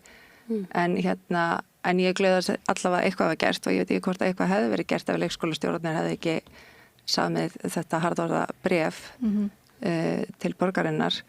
En ég held við tölum líka mikið fyrir heimgreiðslur af því að börn bara þetta fyrstu 2 árin á mjög viðkvæmum aldri og ef fólk vil velja að vera lengur heima þá finnst okkar það bara frábært og það léttir líka á leikskólanum. Þið hafi verið að tala fyrir heimgreiðslum. Svona fram að 2 ára aldri og ég meina það dýrt að hafa, það bara 2,5 milljón að hafa barn í leikskóla fyrstu, þegar það 18 mánaða gamalt. Þá það bara í rauninni búbót fyrir borgina þegar að borga foreldrum þá eitthvað hluta af þessari greiðslu sko. Og líka bara fyrir foreldra að geta haft þetta val ef þau vilja vera lengur heima. En ég hugsa sko álagið á leikskólanum, ég held að þau bara að hlusta miklu betur á fólki á gólfinu. Það þetta, eitthvað viðmiðum barngildi og svoleiðis, en svo bara dagarnir að lengjast og börnin á yngri og yngri sem að fara inn á leikskóla og þetta bara orðið mikið álag og við vitum vel hvernig það að vera í barnaafmæli, þið getið ímyndað ykkur hvernig það í 8 klukkutíma. Og ég held að atvinnulífið þurfi líka svolítið að fara að vera með okkur í liði. Minnstu svolítið... Já, samanlega. Minnstu megi líka aðeins vera sveigjanlegri gagnvart starfsfólki með ung börn. Og ég veit að til dæmis í Tansaníu þá fær fólk bara í skert hlutfall báði foreldrar þegar barn á leikskólaaldri. Það bara svona einhvern veginn úrskurður regla þar. Og þannig að mér finnst við þurfum að skoða þetta alveg frá eitthvað svona öðru sjónarhorni. Já, frá fjölskylduvenna. Þetta kannski ég get alveg tekið undir með einmitt að atvinnulífið þarf að taka meira þátt og það þarf að vera valmöguleiki fyrir fólk. Ég persónulega vil líka bara sjá lengingu fæðingarorlofsins. Það náttúrulega mikilvægasta verkefni barna fyrstu 2 árin bara tengslamyndin við foreldra. Og mér finnst að við ættum að stuðla því eins vel og við getum og líka bara vera þessi stuðningur fyrir foreldra. Og ég vil líka bara sjá sveigjanleika í rekstrarformi. Ég hef starfað lengi á starfandi skólum og mér finnst það einhvern veginn margar góðar hugmyndir og bara fjölbreyttari leikskólar sem koma frá því prógrami. Og það eru reyndar á samála. Það eru reyndar alveg á samála. Allavega sérstaklega með að fyrirtæki séu að reka leikskóla eins og með Alvotek leikskóla. Það er bara, ég held að skapi óheilbreytt samband milli atvinnuveitenda og Ég svolítið vant að missa leikskólaplássi ef maður hættir í vinnunni. Já, það var samtalið skýrt hjá þeim að það myndi ekki gerast og það alveg hægt að koma í veg fyrir það. Það það alveg, en það samt sem áður, það mun alltaf skapa einhver svona ójafnvægi og maður aðeins svona hliðhollari og þarf að vera hliðhollari og aðeins svona hliðnari, ég veit ekki. Jafnvel þótt að sé skrifað að það megi ekki, þá bara veit maður hvernig þetta getur oft orðið. Já. En nú þekki ég konu sem að vinna í Arion banka og að nýta sér daggæsluna þar og hún er með barnið þá á brjósti og þetta er afar hentugt að geta stokkið til og gefa barnið brjóst að hann leggur sig í hádeginu. Þannig að það er svona, já, kostur og gallar. Ég man eftir sko, dóttir mín fædd 2008, hún er fyrir hruninu og þá voru, þá náttúrulega bara voru ekki neinn leikskólapláss, þetta var allt mjög erfitt. Hún komst ekki inn í leikskóla fyrir hann aðeins eftir 2 ára aldurinn, en þá voru svona heimgreiðslur, þær voru enda 35.000 krónur á mánuði. En hérna, já, það var rosalega lítið, en einhvern veginn, þú veist, maður þurfti bara að láta það virka. Þú veist, það voru bara að vera í, þú veist, hlutastarfi og einhver, hérna, þú veist, þú var þetta bara einmitt takes a village, það var bara fjölskyldan og þú veist, allir sem að maður einhvern veginn hallaði sér upp að. En hérna, það eru þetta ekki allir með þetta tengslanett. Og fyrir auðvitað tekjulægstu hópana og fyrir fólk sem er jafnvel, og er að erlendum uppruna, hefur fáa í kringu sig, þá það býr ekki viss hérna sömu lífskeið og ég sem að gata mitt hringt í mömmu og pappa og systur mínar og hérna einhvern veginn svona brúa bili til þess að geta unnið. Hvernig hérna sjáu þið fyrir ykkur svona, ég veit ekki, hvernig getum við stutt betur við þessa hópa?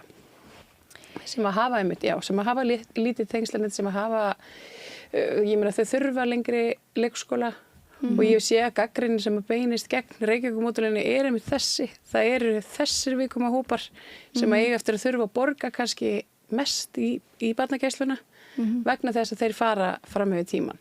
Var það ekki pingu með breytingunni, sérstaklega eftir að allar umsögnirnar kom inn? Lægstu tekjuhópanir eru ekki að borga mikið, jafnvel þótti nýta fulla. Það er tekjutenging.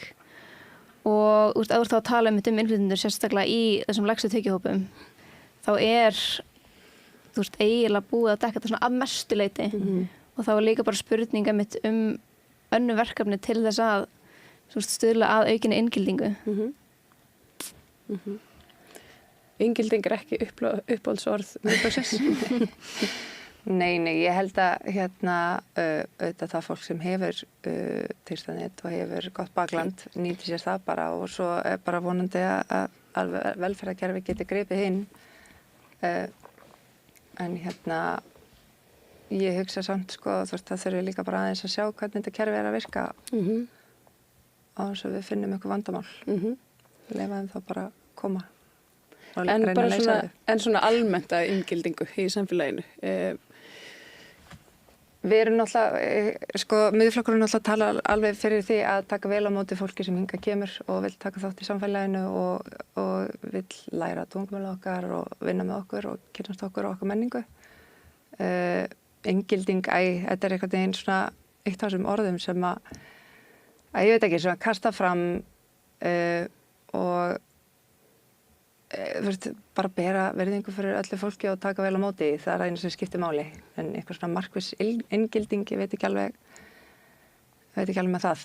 Við tölum til dæmis fyrir móttökudeildum bara til þess að hjálpa börnum innflytjenda að koma og læra tungumálið og taka þátt í skólanum, eins og ég tók fram í viðtalinu daginn, eða 10 ára barn komið frá Sýrlandi og átt að fara í náttúrufræðitíma og læra bergtegundir á íslensku, er tímaðinum ekki varið betur í að vera að læra íslensku kannski akkurat á þeim tíma og svo getur þú tekið þátt í öðrum verklegum greinum og verið með í fríminútum og í hádegismatnum og öllu svona félagslegu. En hver er þá munurinn milli móttökudeilda og bara íslensku vera að þínu mati? Móttökudeildar eru kannski með svona markvissara prógram í íslensku verin hafa verið ekki að nýtast bara alveg nógu vel. Móttökudeildir eru þá kannski bara með svona markvissa stefnu þar sem þú þarft að ná einhvern veginn svona ákveðni færni áður hún kemur og eru þá líka í öllum skólum þar sem þú þarft ekki að fara í strætó milli skóla.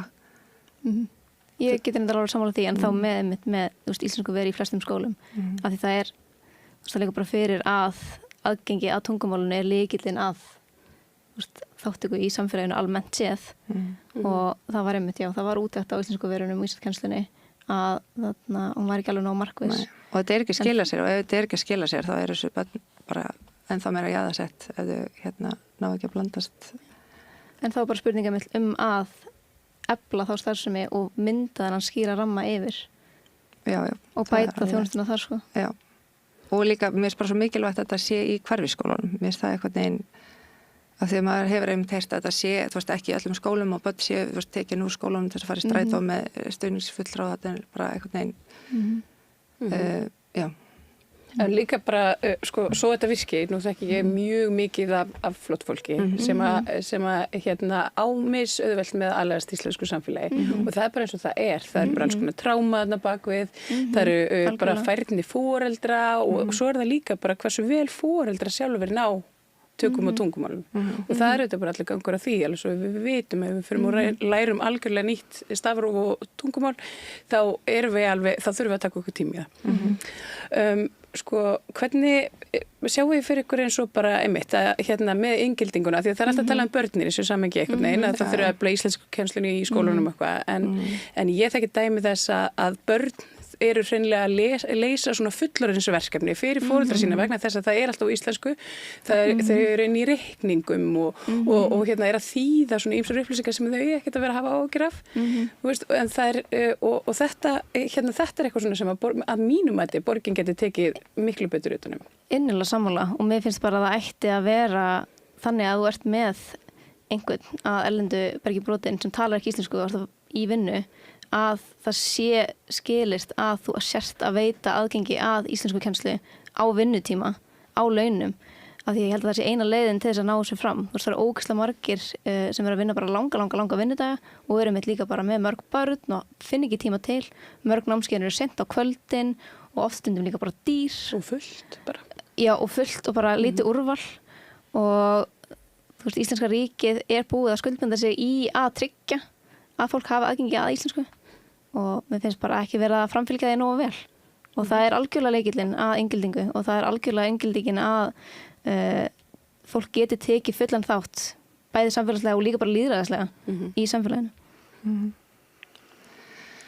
Já, mér finnst allavega það sem ég hefur svona skoðun og ég hef verið svolítið inn á bara borgarsíðinni og mér finnst einhvern veginn allar upplýsingar vera á bara mjög mörgum tungumálum og aðgengilegar og ég held að tæknin hjálpi líka mikið þarna og ég hef verið að tala við kennara það sem eru, þú veist, einfléttendur sem eru búin að búa hérna í 7 ára en eru samt ennþá að fá tólk í foreldraviðtöl og svona, þannig ég held að borgin sé alveg að koma móts við fólk sérstaklega varðandi upplýsingar og þáttöku.